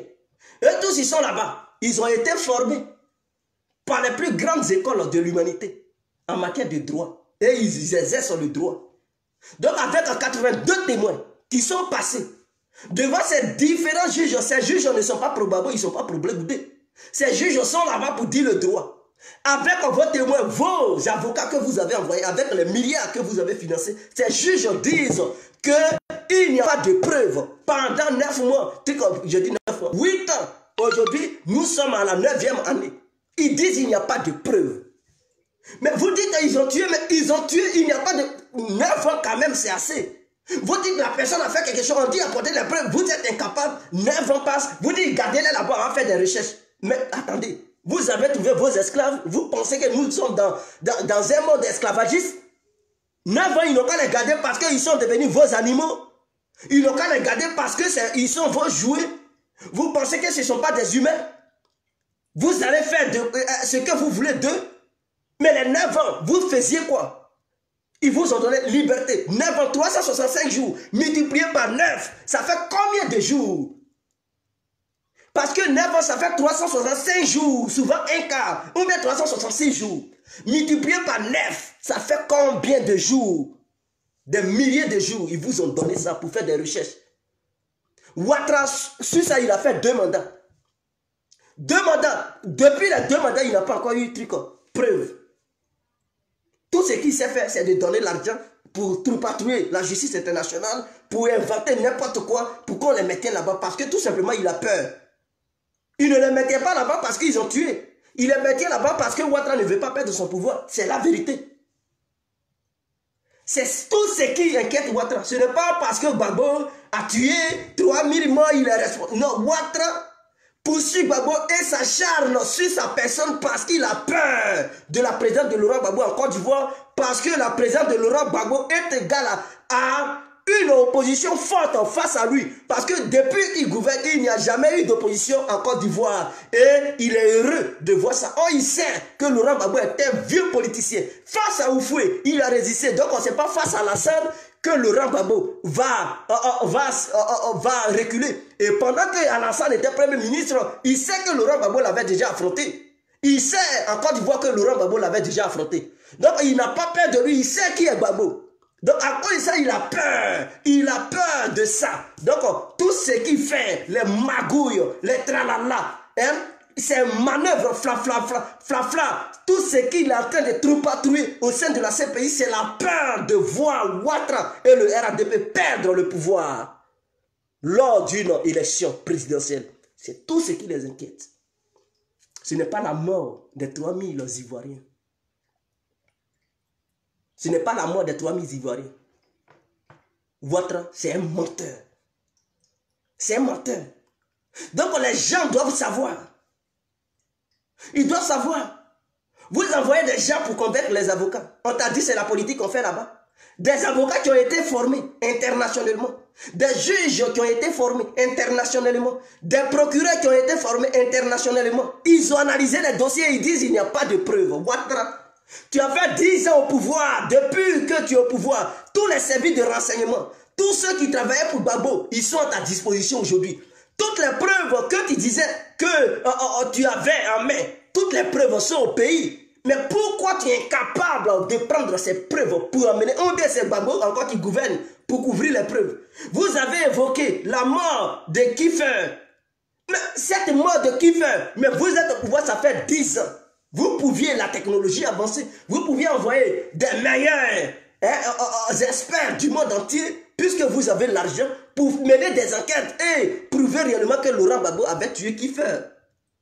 Vous avez des appareils partout pour détecter les preuves cachées partout. Des experts de la CIA, du Mossad, ou bien du GRU, ou bien de la DGSE, les services secrets ivoiriens, pour les mettre à la disposition du pays et trouver les preuves. Mais vous êtes incapable. Depuis 10 ans. Et la CPI vous attend. Aucune preuve. La CPI dit, bon, on en a marre. Il n'y a pas de preuves, ils sont libres. Ils n'ont rien, ils n'ont pas tué qui que ce soit. Une souris même, ils n'ont pas tué ça. Vous dites, non, maintenez-les là-bas, chercher preuve. Mais attendez, ils n'ont qu'à les maintenir. Pendant 100 ans, vous allez chercher preuve. C'est quelle preuve on cherche, on ne trouve pas. Preuve là, c'est parti où? Depuis 10 ans, si vous n'avez pas pu trouver preuve, ce n'est pas en un an que vous allez trouver des preuves. Ce que tu n'as pas pu faire dans la journée, ce n'est pas dans la nuit que tu pourras le faire. Dites aux gens que Laurent Gbagbo est innocent et Blé Goudé est innocent. Donc, qui est le responsable? Mais dites aux gens que comme vous dites, ils sont innocents, mais rétrograder la justice, ou bien diligenter la justice vers Ouattara. On va voir si Ouattara aussi, il peut être aussi innocenté de la manière Gbagbo. Mais c'est ça on dit un guerrier. C'est ça on dit quelqu'un est responsable. C'est ça on dit la justice est équitable. Si vous pensez que la CPI dit ce n'est pas Gbagbo, mais ayez le culot de dire aussi à la CPI de porter plainte contre Ouattara. On va voir aussi si Ouattara sera jugé et s'en sortir blanchi de la manière Gbagbo a été blanchi par la CPI. C'est impossible. Parce qu'il sait qu'il sera condamné. Il le sait. Parce qu'il n'est pas innocent dans cette affaire. C'est lui qui a demandé aux gens de lancer un assaut final. C'est lui qui a demandé aux gens de mater les forces régulières. Parce qu'on sait qu'en Côte d'Ivoire, il n'y a pas eu de combat dans les autres villes. Parce que tous les militaires se sont repliés. Donc, des gens qui se sont repliés, mais on sait qu'il y a eu des crimes là-bas. Qui a tué ces gens-là? Voilà la question. Des militaires, des FDS, qui eux tous sont venus sur Abidjan pour défendre la ville d'Abidjan. Mais avec leur absence dans les autres villes, il y a eu des crimes dans ces villes-là. Qui a tué ces gens-là? Voilà la question que les gens y posent. Maintenant, vous dites si Gbagbo est Blé Goudé. Mais si vous vous acharnez sur Gbagbo est Blé Goudé, la CPI dit ils sont acquittés. Puisque les juges qui sont là-bas, il y a des gens qui viennent de l'Amérique. Ce n'est pas Gbagbo qui les a appelés. Hein. C'est vous, Ouattara, qui avez porté plainte avec Ocampo. C'était l'équipe d'Ocampo, ça. Donc, ce n'est pas Gbagbo qui a mis ces gens-là sur pied à la CPI. Malgré vos clients que vous avez payés, les magouilles que vous avez faites, eux, ils constatent que non, vous les avez blagués. Vous avez menti sur Gbagbo. Parce que vous leur avez fait croire que Gbagbo était un sanguinaire et tout. Mais les preuves que vous apportez, ils constatent qu'il n'y a rien de nouveau. Que ce sont des mensonges. Vous prenez des vidéos du Rwanda, de la Somalie, pour dire c'est encore du quoi. On connaît les Rwandais, on connaît les Somaliens. En les regardant, on dit ça c'est un Rwandais. Ça c'est un petit Somalien. Et les gens, ils ont dénoncé cela. Vous prenez des gens qui viennent du Burkina, du Mali, pour dire non, c'est eux qui étaient des témoins oculaires. On leur demande quel est le nom de votre... Ils ont oublié parce qu'ils n'ont pas de village en Côte d'Ivoire. Eux-mêmes, on dit vos propres noms. Ils ne peuvent pas dire parce que s'ils disent, ils vont dire au Camporé. Ah, quel village? Il va dire Drougou. Ils vont dire, ah, mais ce village, ça c'est au Burkina. Donc, du coup, ils sont bloqués. Ils ne peuvent pas dire le nom de leur village, leur propre nom, ils sont bloqués. On dit témoin, il faut te lever, il faut partir. Des témoins qui viennent, ah, je vais saluer Gbagbo, le président, il est bon. Mais toi, tu dis, il est criminel. Et tu viens, tu le regardes, tu dis, il est bon, je vais le saluer, c'est mon président, il est trop bon. Mais ils savent que c'est de la magouille. Mais les juges qui sont là-bas, ce ne sont pas des enfants. Tu dis quelqu'un a tué tes parents et puis tu le vois, tu rigoles, tu dis, il est trop bon, tu vas le saluer. Et puis tu es heureux. C'est qu'il n'a pas tué tes parents. C'est que tu es un comédien. Donc, ils t'ont payé pour venir. Parce que normalement, quand tu vois l'assassin de ta famille, des membres de ta famille, quand tu le vois, tu deviens, ton visage change, là. Tes yeux changent. On sait que la haine t'anime. Tu veux en découdre un celui. Mais tu vois un assassin des membres de ta famille et puis tu rigoles, je vais le saluer, président. Mais on sait que c'est du montage grossier. Et quand les gens ils voient ça, ils disent, mais quelle est cette comédie? Et il y a d'autres qui s'en vont même en défense de Gbagbo, que Gbagbo n'a rien fait. Or, d'après vous, c'est ceux-là qui étaient sur les lieux. Et donc, c'est ceux-là qui ont vécu la misère. Mais ceux-là qui ont vécu la misère, ils disent que le président n'a rien fait. Mais vous dites que le président a fait quelque chose entre vous et le président qui ment. Mais c'est vous qui mentez. C'est vous qui mentez. Et donc, la gravité du problème se trouve là. Donc, si Gbagbo n'est pas coupable, qui est responsable des 3000 morts? Mais Ouattara, si vous êtes capable de répondre à la justice pour que les Ivoiriens puissent être éclairés, parce que d'autres disent c'est Gbagbo, d'autres disent c'est Alassane. Bon, entre Gbagbo et Alassane, qui est responsable? La CPI dit c'est pas Gbagbo. Donc, il reste Alassane. Donc, Alassane Ouattara, présentez-vous devant la CPI, ils vont aussi vous juger pour voir si vous êtes innocent que ça. Mais c'est parce que vous avez peur. Quand un individu a peur de comparaître devant une cour pour se faire juger, automatiquement, il fait tout pour se maintenir au pouvoir. Ou bien il fait tout pour mettre son poulet pour ne pas que ce dernier donne l'ordre à la justice de le poursuivre. Et c'est ça l'inquiétude de Ouattara. Quand vous le voyez, il chasse tous les opposants. C'est parce qu'il ne veut pas perdre le pouvoir. Il ne veut pas voir les membres de l'opposition prendre le pouvoir dans le but de ne pas voir un mandat d'arrêt contre lui. Parce qu'un mandat d'arrêt contre Alassane est égal à la culpabilité de Ouattara parce qu'il y a des preuves qui vont attester que réellement Alassane est impliqué. Puisqu'il y a des milliers de témoins qui sont, lorsque Alassane ne sera plus là, ils seront obligés de dénoncer Alassane. Et il sait bien que Soro, si on dit qui est témoin, Soro va dire je suis le témoin numéro 1. Et il va aller là-bas même pour clouer la bouche d'Alassane. Donc il ne veut même pas quitter le pouvoir. Il est obligé de pourchasser Soro, il est obligé d'éloigner Laurent Gbagbo, d'éloigner Blé Goudé, parce qu'il a peur. Et c'est la peur qui se trouve dans les yeux de Ouattara, aujourd'hui en Côte d'Ivoire. Même lorsqu'il sort, il se dit, mais est-ce qu'ils vont faire un coup d'État? Ils voient coup d'État partout. Or, ceux qui sont à l'opposition, ils n'ont pas besoin de coup d'État. Ils veulent renverser Ouattara lors d'une procédure électorale, dans les urnes. C'est là qu'ils vont renverser Ouattara. Sachant bel et bien ça, qui ne pèse pas dans le pays, il sait qu'il n'est pas populaire. Il est incapable de gagner l'élection. Il est obligé de traquer les autres. Mais si Ouattara sait qu'il est capable, qu'il libère, qu'il laisse tout le monde participer, on va voir si réellement il est braviquet. C'est là qu'on attend. Il sait que Bédié a fait bruit, Bédié ne peut rien faire face à lui. Il sait que si le RADP vole la victoire du PDCI, le PDCI ne va rien faire. Bédié va parler une minute après, il va abandonner. Mais il sait que face au FPI, si la victoire est volée, ils ne vont pas laisser ça comme ça. Il sait que face à Soro, si la victoire est volée, Dibafori ne va pas laisser ça comme ça. Donc il a peur, il est chasse. Il dit cela, non. S'il gagne, je ne peux pas voler la victoire. Ça va être difficile.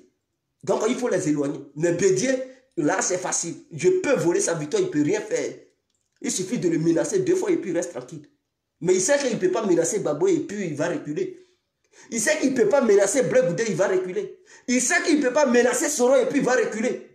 Lorsque ces derniers sauront qu'ils ont gagné. Donc pour éviter de perdre le pouvoir, il est obligé de monter, de mentir au jeu du monde entier. Non, il y a des cellules pour faire fuir Laurent Gbagbo. Quelles cellules? Ce sont des gars qui supportent leurs clients. De la manière les militants de Ouattara soutiennent Ouattara. Mais ils sont aussi, il y a des militants de Ouattara en Europe. Est-ce que cela veut dire qu'Alassane vient ici, les gens le prennent pour fuir avec lui?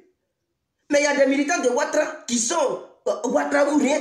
Mais ça y est sur les pages Facebook, allez-y là-bas. Ado ou rien. Ils mettent un dos. Draman ou rien. D'autres mettent un bas.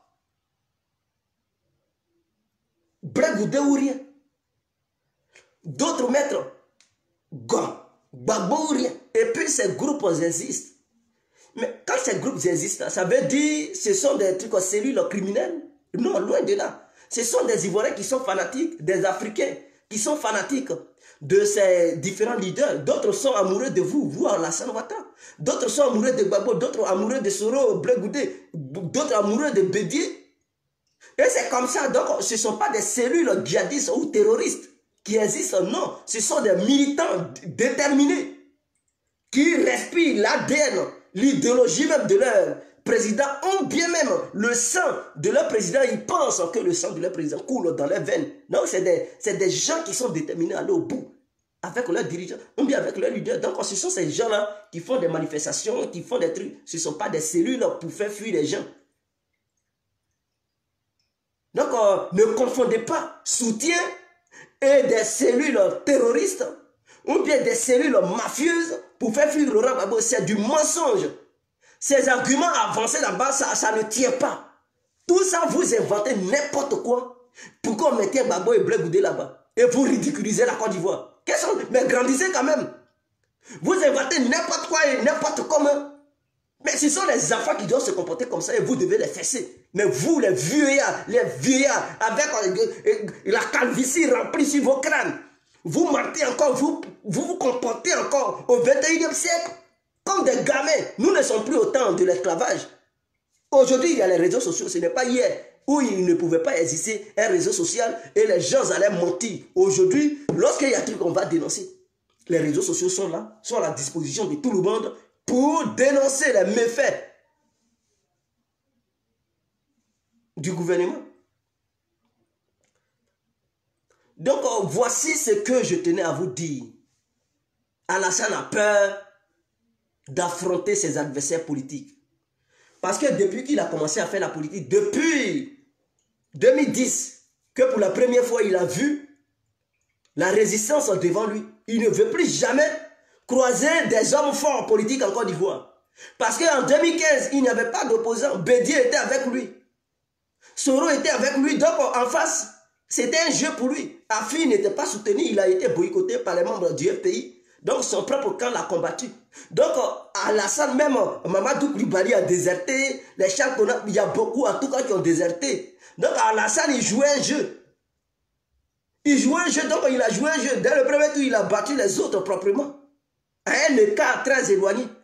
Mais en 2020, il voit que la coalition d'hier, ce n'est plus la même chose. Bédié la fuite, Soro la fuite. Il voit qu'il y a un danger. Et ces gens qui l'ont fui, ils font une coalition. Maintenant, le RPI, Ouattara, il voit un danger, il se dit, mais s'il pose, il est battu dès le premier tour. Ça veut dire c'est le contraire. Il est là, le premier tour, ils vont battre Alassane. Donc, il est obligé de faire la propagande que lui, il va gagner le premier tour dans le but de tricher. Parce que c'est une propagande de la tricherie. Ils pensent que les maisons des gens qui sont cassées, tous ceux qui cassent leurs maisons, ce n'est pas des gens qui vont encore voter à la salle. Ils sont conscients, les membres du RADP. Parce que les maisons des gens qui ont été détruites, ces gens-là, parmi eux, il y a des militants du RADP qui ont aimé à la salle. Mais en cassant les maisons, Vous pensez encore qu'ils vont vous voter. Mais eux aussi, ils ont leur famille quelque part dans le pays. Mais quand leur famille voit ça, leurs enfants, sous la belle étoile, sous un soleil ardent, où ils ne savaient pas dormir, ils ne savaient plus comment faire pour dormir. Vous pensez que ces gens-là, ils vont encore donner leur voix à Alassane? Mais Alassane, il sait. Donc, en voyant cette menace, ses propres militants qui le fuient, il est obligé d'être radical, il est obligé d'être un dictateur. Voilà pourquoi sa dictature ne fait que ça naît de jour en jour. Parce qu'il ne veut même pas de résistance. Il ne veut pas des opposants forts. Il ne veut pas des opposants forts. Et ceux qui peuvent lui créer des problèmes pour ne pas gagner dès le premier tour, ou bien pour perdre dès le premier tour, c'est ceux-là, Soro, Blé Goudé, Gbagbo, il sait. Parce qu'au sein du RADP, il n'y a aucun jeune capable de réunir des milliers de jeunes en Côte d'Ivoire que Blé Goudé. Jamais ça n'existe nulle part. Même au sein du RADP, il n'y a pas de vrais jeunes capables de réunir la jeunesse de la manière Soro peut le faire. Ça n'existe pas en Côte d'Ivoire. Au sein du RADP, bien sûr. Donc, Ouattara, il voit la menace déjà. Parce qu'il allait à une campagne. Soro, hier, il était avec lui. Donc, Ouattara a pu faire truc par Soro en bas, il glissait des trucs pour soutenir un peu Ouattara, des gens qui faisaient des trucs. Mais aujourd'hui, où beaucoup de jeunes sont déterminés, il sait que les membres du FPI, ce sont des beaux parleurs, des gens qui ont grandi à Gora et à Parlement. C'est des gens là de la parole et leur travail. C'est des gens, depuis qu'ils sont nés, ils parlent. C'est des bons parleurs, des beaux parleurs. Des gens qui peuvent réunir des milliers d'individus en une fraction de seconde. Et si Blé Goudé est sur le terrain en train de battre campagne, voyant qu'il vient de la prison internationale, blanchi, mais les Ivoiriens vont lui faire confiance. Et donc Ouattara, il voit la menace. Il se dit, mais si ce petit, il sort. Mais son nom encore va dépasser moi, mon nom à la scène, parce qu'il vient de la CPI, il va battre campagne devant moi. Mais c'est un danger. Donc Ouattara, un Gbagbo qui va quitter la CPI, venir être candidat, Ouattara, il voit la menace. Parce que les Ivoiriens seront capables de lui donner leur voix. Donc il voit la menace. En voyant cela, il dit, ces deux individus-là, à tout cas, je vais les éloigner. Soro Guillaume aussi, qui a été un ancien fessiste, qui sait parler devant les gens, qui est un vrai parleur. Mais oui, un vrai caqueur. Alassane voit là un danger. Parce que sur le terrain politique, pour réunir les individus, Soro est capable de réunir plus d'individus que Alassane lui-même. Il voit une menace. Il dit il faut éloigner Soro, Blé Goudé, Gbagbo. Voilà ses problèmes. Voilà le problème de Ouattara. À quoi ça, il tremble. Mais en écartant cela, il sait que le chemin est libre. Afi peut faire quoi? Simone Gbagbo peut faire quoi? Sachant bel et bien qu'il y a des chantages sur elle. Si elle parle Ben Souda là, elle ne peut même pas aller loin. Elle est obligée de dire Jésus-Christ, Jésus. Vous ne la voyez pas? Tout elle parle de Jésus. Elle est obligée de dire le nom de Jésus pour ne pas que Ouattara la livre. Donc elle n'est pas une opposante forte. Elle ne peut pas. Même si elle part aux élections pour gagner, Ouattara va la menacer pour dire si tu ne te tais pas, on va te livrer à la CPI. Sachant bel et bien qu'il y a toujours un mandat contre elle. Elle sera obligée de refuser. Elle sera obligée de céder à Ouattara. Donc Ouattara, il veut aller aux élections avec Simone Gbagbo, avec les Bédier, avec les Mamadou Koulibaly, comme ça il va les gagner. Parce que ce sont des gens qui ne peuvent pas résister devant lui. Mais il sait que Gbagbo, avec ce procès, il a été blanchi. S'il y a élection, Gbagbo gagne, il va résister. Ouattara ne peut pas l'influencer avec ces pays. Donc il est conscient. Soro Guillaume, avec tout ce qu'il... Il sait qu'il part à une élection avec Ouattara. Ouattara ne peut pas le duper. Duper, plutôt. Donc il aura une résistance. Et Ouattara le sait. Blé Goudé, il sait que Blé Goudé ne peut pas céder face à un chantage de la CPI que Ouattara va dire si jamais ils sont libérés et qu'ils vont en Côte d'Ivoire. Donc Ouattara, conscient de ça, il est obligé de tout verrouiller pour les chasser, mentir. Même, écoutez-moi dans cette vidéo, hein, les jours à venir, Ouattara peut faire un complet pour attaquer les témoins. C'est un appel, je lance aux Ivoiriens dans leur ensemble.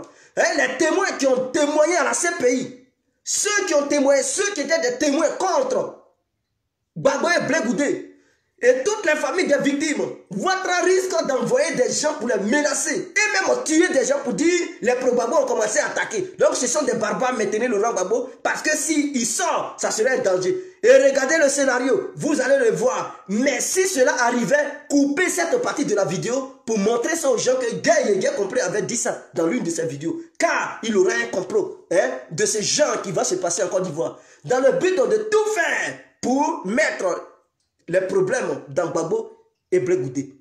Ils sont capables d'envoyer des gens pour attaquer les témoins. Je dis bien, pour attaquer les témoins.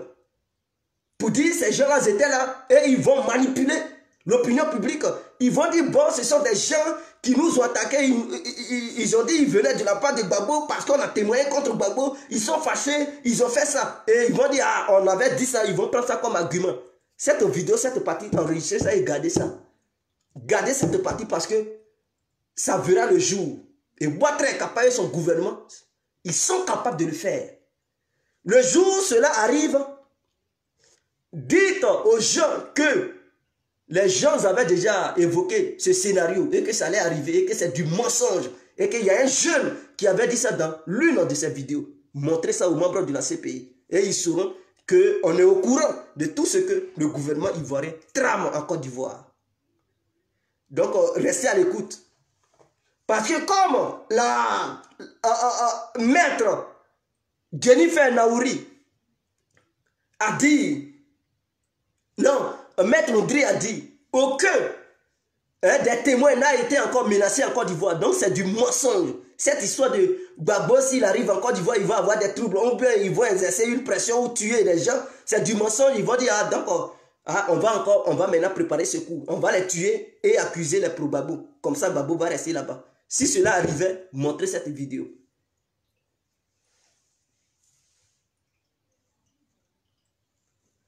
Donc voilà le vrai problème. Parce que n'oubliez jamais, lorsqu'il y a un duel, tous les coups sont permis pour que chacun puisse atteindre son but. Donc le fait de dénoncer les coups d'avance, c'est très important pour éviter que cela arrive. Il faut dénoncer ça avant que le mal n'arrive. Avant que le mal arrive, il faut dénoncer cela. En dénonçant cela, on met leur piège. On neutralise cela, ce projet. Parce que je ne veux pas, moi je ne suis pas pour la politique de Gbagbo, mais je ne veux pas voir un Ivoirien être humilié de la sorte, condamné à l'étranger. L'esclavage est déjà passé. Des gens veulent réparer leurs plaies. Au 21e siècle, il n'y a que le peuple ivoirien. Parmi les gens qui sont remplis sur la terre, il n'y a que la Côte d'Ivoire qui ne fait qu'humilier leurs ressortissants. On est où là? On est dans quel pays? 21e siècle, des gens qui ont dirigé un jour le pays, on les humilie devant l'humanité tout entière. Et on fait n'importe quoi l'hypocrisie. Tout simplement parce qu'on veut rester au pouvoir. Je comprends pourquoi les anciens esclaves, les familles des anciens esclaves qui sont dans les Antilles, en Amérique et tout, ils accusent toujours les Noirs d'avoir vendu leurs propres frères ou leurs enfants noirs dans le but d'avoir l'argent ou bien garder leur royaume. Mais c'est ce qui se passe. Pour qu'Alassane garde son trône, il est obligé de monter n'importe quelle pièce pour accuser ses propres frères. Pendant ce temps, ces gens-là disent ils sont innocents. Fassou Bensouda dit non, on va encore relancer le procès. Mais tu vas lancer quel procès? Tu n'as pas de preuves. Elle dit non, ils n'ont qu'à les maintenir. Elle va encore chercher des preuves. Ah, Nia, c'est ton gambienne. Mais tu penses que Gbagbo est ta propriété privée? Blé Goudé est ta propriété? Mais toi, tu es sérieuse là? Voilà, il y a un gamin qui est en Guinée. Il faut le poursuivre là-bas quand même. Tu ne le poursuis pas, mais tu t'acharnes aussi un Ivoirien. Et puis les Ivoiriens conscients qui soutiennent cela. Cette petite Gambienne, mais est-ce qu'un Ivoirien s'est déjà acharné sur un Gambien ou une Gambienne? Il y a un gamin, qu'est-ce qu'il n'a pas fait en Gambie? Mais où il violait les filles, il est massacré et tout. Mais il est libre, il est en Guinée, il profite, il fait tout. Fatou Bensouda, n'est-ce pas, la procureure? Mais c'est elle qui était ministre de la justice de Yaya Jammeh. Et donc la dictature de Yaya Jammeh, elle était aussi dedans. Elle a exercé la dictature, elle a violé, elle a participé au crime de Yaya. Voilà pourquoi elle ne veut pas le juger. Voilà pourquoi elle ne le poursuit pas. Parce que le poursuivre arrivé devant la CPI, il va dire, mais tu étais l'une de mes ministres. Tu étais la ministre de la justice. Donc, si cela a vu le jour, c'est que tu es aussi coupable. Donc, en voyant cela, elle est obligée de faire comme si elle n'a pas vu. Pendant ce temps, le nouveau président, il parle de ça en mandat d'arrêt, mais elle n'ouvre jamais les dossiers. Parce qu'elle sait qu'elle a participé au truc qu'il y a eu un truc en Gambie. Et c'est cette petite sorcière qui vient mélanger le sommet de tous les Ivoiriens, qui vient humilier tout un peuple ivoirien, parce que tu sois du nord, l'est, l'ouest, en passant par le centre, tu es ivoirien. Et donc, le président Gbagbo, on dit c'est un président ivoirien, ils n'ont pas dit c'est un président des gens de l'ouest, ou les gens du nord, ou les gens du sud ou l'est. C'est un président ivoirien, il est ivoirien. Et c'est ce peuple ivoirien qui se fait ridiculiser par un petit peuple appelé Gambie, où se trouvent 500 000 habitants. Une petite ressortissante de ce petit pays qui a humilié un pays de 25 millions, pour ne pas dire 26 millions d'habitants. Et les Ivoiriens, ils gobent cela. Ils sont heureux de voir leurs ressortissants humiliés par une petite truc négresse qui vient d'un pays habité par 500 000 habitants. Et la Gambie nous malmène. Et on est content. Mais on est bête. C'est parce qu'on est bête qu'on est content. Un bon Ivoirien qui réfléchit bien. Si vous pensez que Gbagbo est responsable, mais d'abord on doit lutter pour qu'il quitte dans les mains de cette petite Gambienne, cette petite Ivoire. Et en Côte d'Ivoire, on pourra les juger. Là, c'est entre Ivoiriens maintenant. La justice va bien se... Mais se faire humilier par un autre peuple africain. Et où est notre dignité en tant qu'Ivoirien? En tant qu'Ivoirien, on est où? Et puis un Gambien va nous voir demain, mais on n'est rien, mais c'est nous, on juge votre président. On l'a fermé et puis ça... Mais vous trouvez ça normal?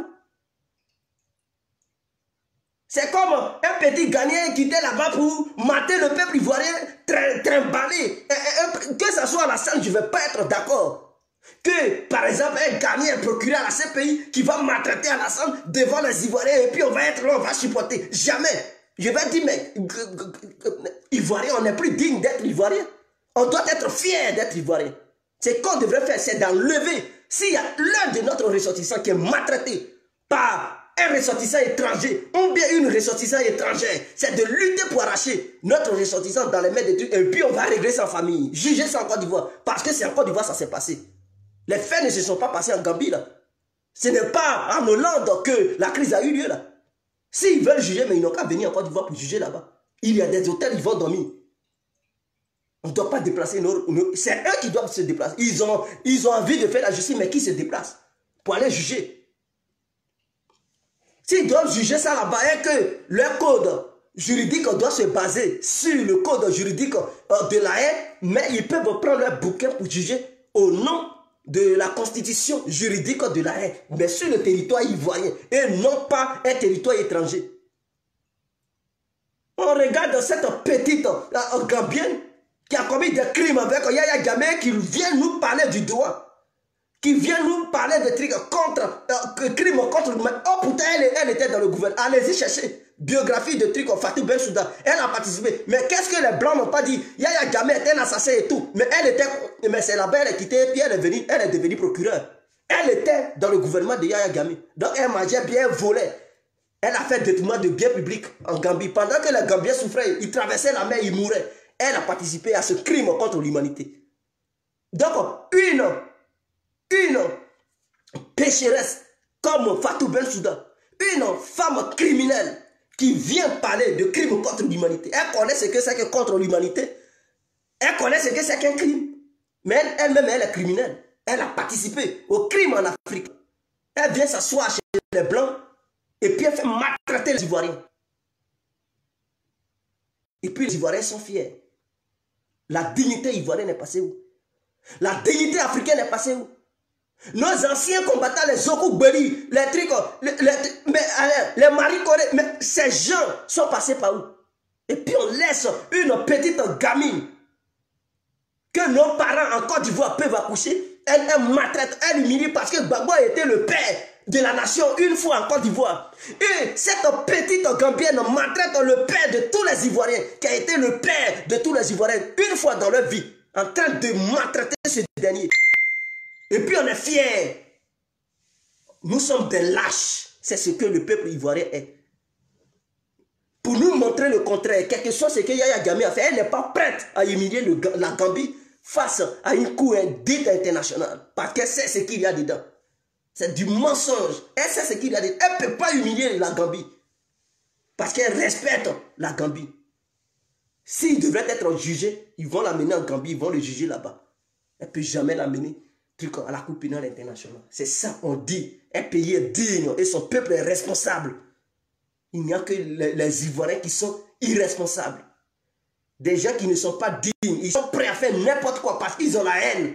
Mais ils ne pensent pas demain. L'histoire retiendra qu'une petite Gambienne avait humilié toute une nation.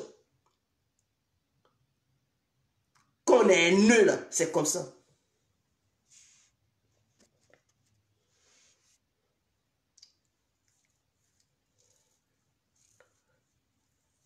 J'en ai fini mes frères. Ça me fait très mal. Je préfère m'arrêter là. Parce que c'est inacceptable. Même si je suis en parlant avec quelqu'un, je ne peux jamais accepter de le livrer à quelqu'un qui n'est pas ivoirien. Pour le maltraiter devant moi et puis je vais être heureux. Même si je n'ai pas force. Quelque chose c'est qu'il a fait. Mais je vais d'abord dire à l'autre, il faut quitter, c'est entre nous Ivoiriens. Je dis c'est entre nous Ivoiriens, on va régler, c'est entre Ivoiriens. Je ne peux pas le livrer chez les Blancs pour dire les Blancs tenez. C'est quelqu'un, il vient de mon pays, voilà ce qu'il fait. Je vais déposer ce dernier sur un plateau d'or pour le livrer aux Blancs. Ou bien pour le livrer à une petite Fatou Ben Soudan. Fatou tient. Et puis une Gabienne va tout patrouiller. Moi, le ressortissant de mon pays, je préfère le prendre. On va aller en Côte d'Ivoire, on va gérer ça comme Ivoiriens, comme des vrais Oudis. On va gérer ça sur le terrain. Donc les nordistes, les pro-Ouattara, grandissaient un jour. Parce que ce qui se passe aujourd'hui, toujours c'est un qui commence. Mais est-ce que cela va s'arrêter? Aujourd'hui, beaucoup sont heureux. Mais et demain, ça va frapper encore quelqu'un. Quel côté de la Côte d'Ivoire? Aujourd'hui, ça frappe Gbagbo et Blé-Goudé, mais demain, ça frappera qui? La Côte d'Ivoire ne finira jamais. La Côte d'Ivoire existera. Nous mourrons petit à petit. Mais d'autres naîtront petit à petit. Mais ceux qui naîtront, qui parmi eux vont encore vivre? C'est que ceux-là sont en train. Parce que si on ne met pas fin à ça, ça va continuer. La chaîne alimentaire. Lui, il a fait ça, ils vont dire la Côte d'Ivoire. Parce que s'il s'agit de la Côte d'Ivoire, ce pays va être encore chaude. Parce que sait que la Côte d'Ivoire est un pays faible, qui livre ses trucs. Mais vous ne voyez pas tous les pays du monde qui prennent des initiatives pour ne pas expédier leurs ressortissants, quels que soient les crimes que leurs ressortissants commettront quelque part dans le monde ou dans leur pays, ils ne livrent jamais leurs ressortissants. Pourquoi on ne prend pas de telles décisions? Pourquoi on ne prend pas de telles décisions? Et puis c'est nous qui livrons nos ressortissants. Vous ne voyez pas la Libye qui a été détruite? Vous pensez que les rebelles qui avaient pris le pouvoir, ils étaient pro-Kadhafi? Mais ils ont arrêté le fils de Kadhafi. Fatou Bensouda a tapé toutes les portes. Ils ont dit, toi négresse, on ne peut jamais te livrer à notre frère libyen. Ils l'ont rejeté. On dit, va te faire foutre, tu viens ici, on va t'abattre. Mais les Libyens l'ont menacé, elle a compris la leçon. Elle a abandonné cette histoire de fils de Kadhafi. Tu viens là-bas, on t'abat, ton histoire de ces pays. On n'aime pas Kadhafi, mais tu ne peux pas prendre son fils. Et nous-mêmes, on va le garder. Et puis les Libyens l'ont mis en prison là-bas. Est-ce qu'il n'a pas fait la prison? Vous avez déjà eu vu le fils de Kadhafi à la CPI. Parce qu'ils ne peuvent pas laisser leur frère se faire trimballer par une petite Gambienne. La Gambie est trop grande. Pour se faire humilier par une petite ressortissante gambienne. Jamais. Arabe, il est fier. Ils ne peuvent jamais. Jamais. Ils ne peuvent jamais le faire. Et ils sont fiers. Or, pourtant, ces rebelles, ils n'étaient pas des amis à Kadhafi. Pendant ce temps, ils reprochaient à Kadhafi d'avoir commis des crimes. Ce qui s'est passé en Libye, ce n'est pas 3000 morts. Ça va au-delà. Mais malgré ça, ils n'ont pas livré leurs frères. C'est son dit un peuple. Mais la Côte d'Ivoire, quel est ce peuple? Ignorant. Ce peuple inconscient. Ce peuple qui fait n'importe quoi parce qu'il est haineux. Parce qu'il n'aime pas un candidat. Parce qu'il déteste un candidat. Et qu'ils aiment un autre. Ils sont amoureux. Tellement qu'ils ne voient plus loin. Ils ne voient plus en le futur. Ils font n'importe quoi. Oh, ce n'importe quoi peut rattraper la Côte d'Ivoire demain. Ça va rentrer dans l'histoire. Ça va nous créer un problème. De la manière il est là subir. Un autre va encore subir. Et un autre encore. Et un autre encore. On ne peut pas être les Africains, la risée de l'Afrique. On parle de l'Afrique. Une nouvelle Afrique. Et puis c'est nous qui humilions toujours l'Afrique. La CPI est créée là. Depuis que la CPI est née, c'est la première fois qu'il y a un juge, un président africain. Et ce président africain, il vient de la Côte d'Ivoire. Il vient de la Côte d'Ivoire. Ils sont là humilier le peuple ivoirien. Et il y a d'autres qui soutiennent. Il a tué, il n'a qu'à être jugé. Mais ceux qui disent qu'il a tué, il n'a aucune preuve. Oh, pourtant, la CPI cherche des preuves pendant 9 ans. Vous êtes incapable. Bientôt, ça va faire 10 ans. Incapable d'apporter les preuves. Mais il a tué. Donc, ce sont des accusations non fondées qui ne sont basées que sur des trucs, des futilités où on dit. Il a tué, mais toi, tu étais là quand il tuait. Si tu étais là, mais vas-y, témoigne. Mais tu étais incapable de témoigner. On cherche des preuves, on ne te voit pas. Mais sur les réseaux sociaux, il a tué. Au pays là-bas, il a tué. 1000 mois à gauche, 1000 mois à droite, on marche sur un pas. Quand on vous demande de montrer une vidéo de Simone Gbagbo qui faisait cette déclaration, vous êtes incapable d'apporter une petite vidéo. Parce que 1000 mois à gauche, 1000 mois à droite, on marche. Il y a d'autres qui ne cessent de le dire, mais ils n'ont aucune preuve qui atteste que Simone Gbagbo avait tenu de tels discours. Et il dit, elle avait dit ça, mais si elle avait dit, il y a des médias, pourquoi il n'y a aucune vidéo qui montre qu'elle disait 1000 mois à gauche, 1000 mois à droite? Ce sont des faits inventés. C'est de la propagande, de l'intoxication. Et c'est ça, les gens ont fait pour vous faire croire que c'était ça la vérité. Oh, c'est du mensonge. Mais lorsque le mensonge est rattrapé par la vérité, mais c'est comme ça, il n'y a pas de preuve. Parce que c'était de la propagande. Si réellement il y avait eu un charnier, mais dans ces pays, ils allaient démontrer qu'il y avait eu un charnier. Mais là, on cherche les preuves, on ne trouvait pas les preuves. On dit Gbagbo a fait un charnier à Yopougon et tout. Mais on cherche les preuves. Et Ouattara qui est là, qui est président de la République, il est incapable maintenant d'apporter les preuves. Mais vous qui avez dit qu'il y avait un charnier là, mais vous êtes où? Apporter les photos des charniers, apporter les preuves qui attestent que Laurent Gbagbo avait commis un charnier, mais vous êtes incapable. Donc là encore, c'est de l'intoxication. Ils vous ont intoxiqué, ils vous ont menti pour prendre les armes. Il n'y avait pas de charnier. Et les photos qu'ils avaient montrées, mais est-ce que vous êtes des experts? Vous savez où est-ce qu'ils ont pris ces photos-là pour vous faire croire que c'était un charnier ivoirien? C'est du mensonge. Parce qu'eux-mêmes, ils sont conscients que s'ils prennent ces photos pour aller dans ces pays, ils vont les attraper. Ils vont dire, mais ces photos ont été prises ici, dans tel pays. Donc, ils savent, conscients qu'ils sont, ils ne vont pas là-bas, hein, ces genres de photos.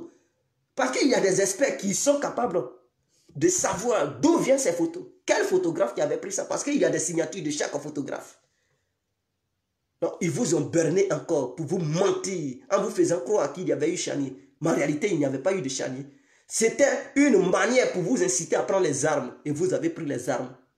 Maintenant, on leur demande d'apporter les preuves qui attestent que Laurent Gbagbo a commis crime. Parce qu'on parle de crime là. Crime contre l'humanité. Mais non, il n'y a aucune preuve. Il n'y a pas de preuve. Donc, vous comprenez que la propagande est bien.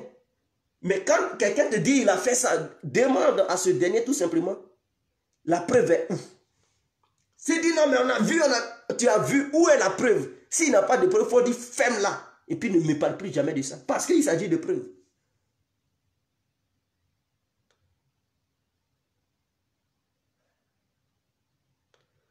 Est-ce que vous comprenez? Je ne change pas de veste. J'ai déjà étayé ma vision dès le début de ma vidéo. Donc ceux qui m'ont suivi, si vous n'avez pas compris, dans la logique dans laquelle je suis, vous pouvez réécouter la vidéo et dès le début, vous allez comprendre. Qu'est-ce que j'ai dit? Je répète encore. Je dis, je suis différent des autres cyberactivistes. Pour ceux qui ne me connaissent pas, je ne suis pas un cyberactiviste qui suit les personnes, qui est amoureux des personnes, des humains, de l'individu en personne. Non, ce n'est pas comme ça. Moi, je suis l'idée, l'idéologie. Donc, c'est comme une science. Ça veut dire, j'aime ta vision. Même si un jour tu mourrais et que tu laissais ta vision sera étudiée. Quand on parle de Karl Marx, on parle de Descartes, on parle de Spinoza, on parle de Jean-Jacques Spinoza, je dis voilà, Spinoza, on parle de trucs de Karl Marx, on parle de Pythagore. Ceux-là, ce n'étaient pas les individus qui étaient importants. C'est ce qu'ils ont créé comme idée, comme vision que les gens ont aimé. Voilà pourquoi même de là où ils se trouvent, dans leur tombe, on étudie toujours leurs œuvres. Et leurs œuvres règnent sur l'humanité tout entière. Jusqu'à aujourd'hui, tu parleras des maths, d'après la propriété de Pythagore, pour résoudre un problème mathématique. Les algèbres, Thalès et tout. Mais ce n'est pas Thalès même, ils ont aimé. C'est ce qu'il a créé là. Et sa vision qu'il a mis sur un bout de papier que les gens ont aimé. Donc, lorsque tu suis un leader, il faut aimer sa vision, son idéologie et son carnet d'adresse qu'il a mis sur pied. Mais lorsque tu suis ce dernier, par rapport à son idéologie. Lorsque son idéologie change et que tu vois que ce n'est plus compatible à celle qui t'avait prôné, mon frère, tu as le droit de lui dire la vérité. Tu as le droit de dénoncer ça. Parce que ce n'est pas cette idéologie qui t'avait poussé à aimer son combat. Maintenant, en cours de route, tu constates que cette vision change, tu vas dire, mais il nous a trahis. Il a trahi la lutte parce qu'il a pris, il a pris un virement à 360 degrés et on ne comprend plus. Mais les autres aussi, bien activés, eux, ils aiment les individus, ils sont amoureux. Voilà pourquoi ils sont capables même de tuer. Vous connaissez les djihadistes qui se font sauter. Hein? Ils tombent amoureux des trucs, de l'individu et non de l'idéologie. Donc quand c'est comme ça, dès que tu touches à l'individu, ils sont même capables de te tuer. Voilà pourquoi vous réagissez comme ça. Lorsqu'on touche à Alassane, vous êtes prêt même à tuer la personne. Vous êtes prêt même à faire n'importe quoi contre la personne. Parce que vous aimez Alassane et non son idée. Vous n'avez jamais aimé l'idéologie d'Alassane. C'est Alassane lui-même, la personne de Ouattara que vous aimez. Voilà pourquoi vous dites Ouattara ou rien. Et il y a d'autres qui sont amoureux de Gbagbo. Gbagbo ou rien. Soro ou rien. Blegoudé ou rien. Bédié ou rien. C'est des gens qui n'ont rien compris. Mais moi, je suis différent de ces gens-là.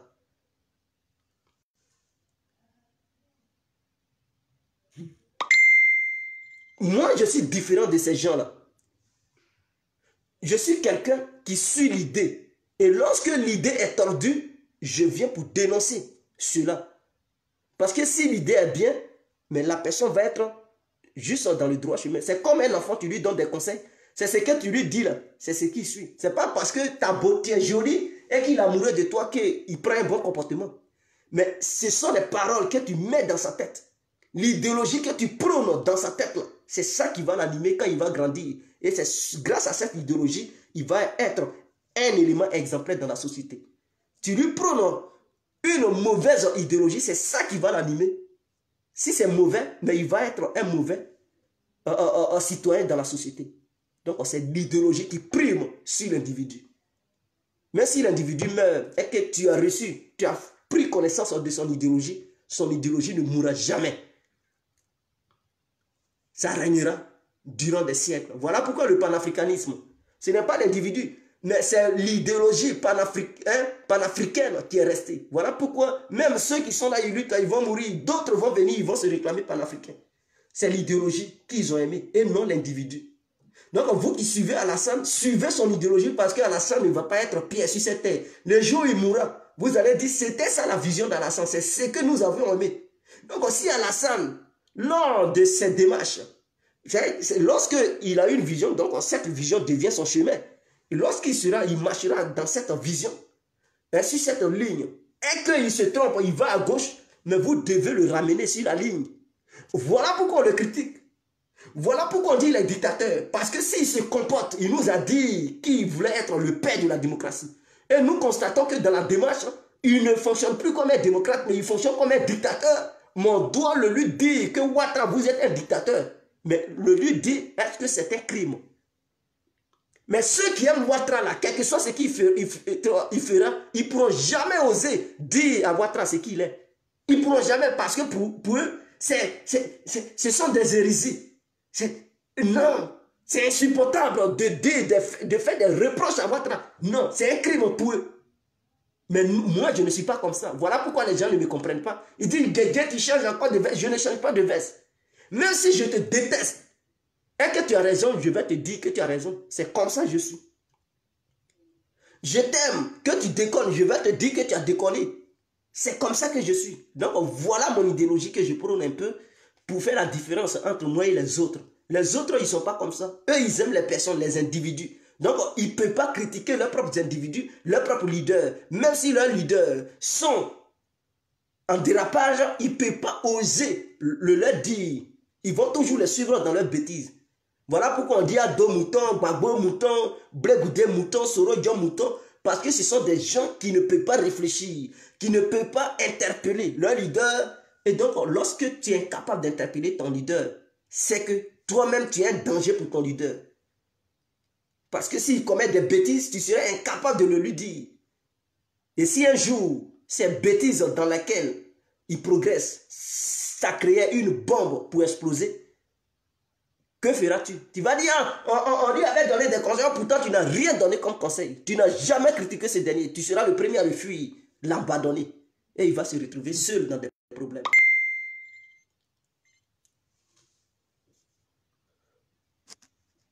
Donc, je pense que j'ai été clair. Vive la Côte d'Ivoire, vive l'Afrique entière, vive les Ivoiriens. En ensemble. Ciao. En ensemble.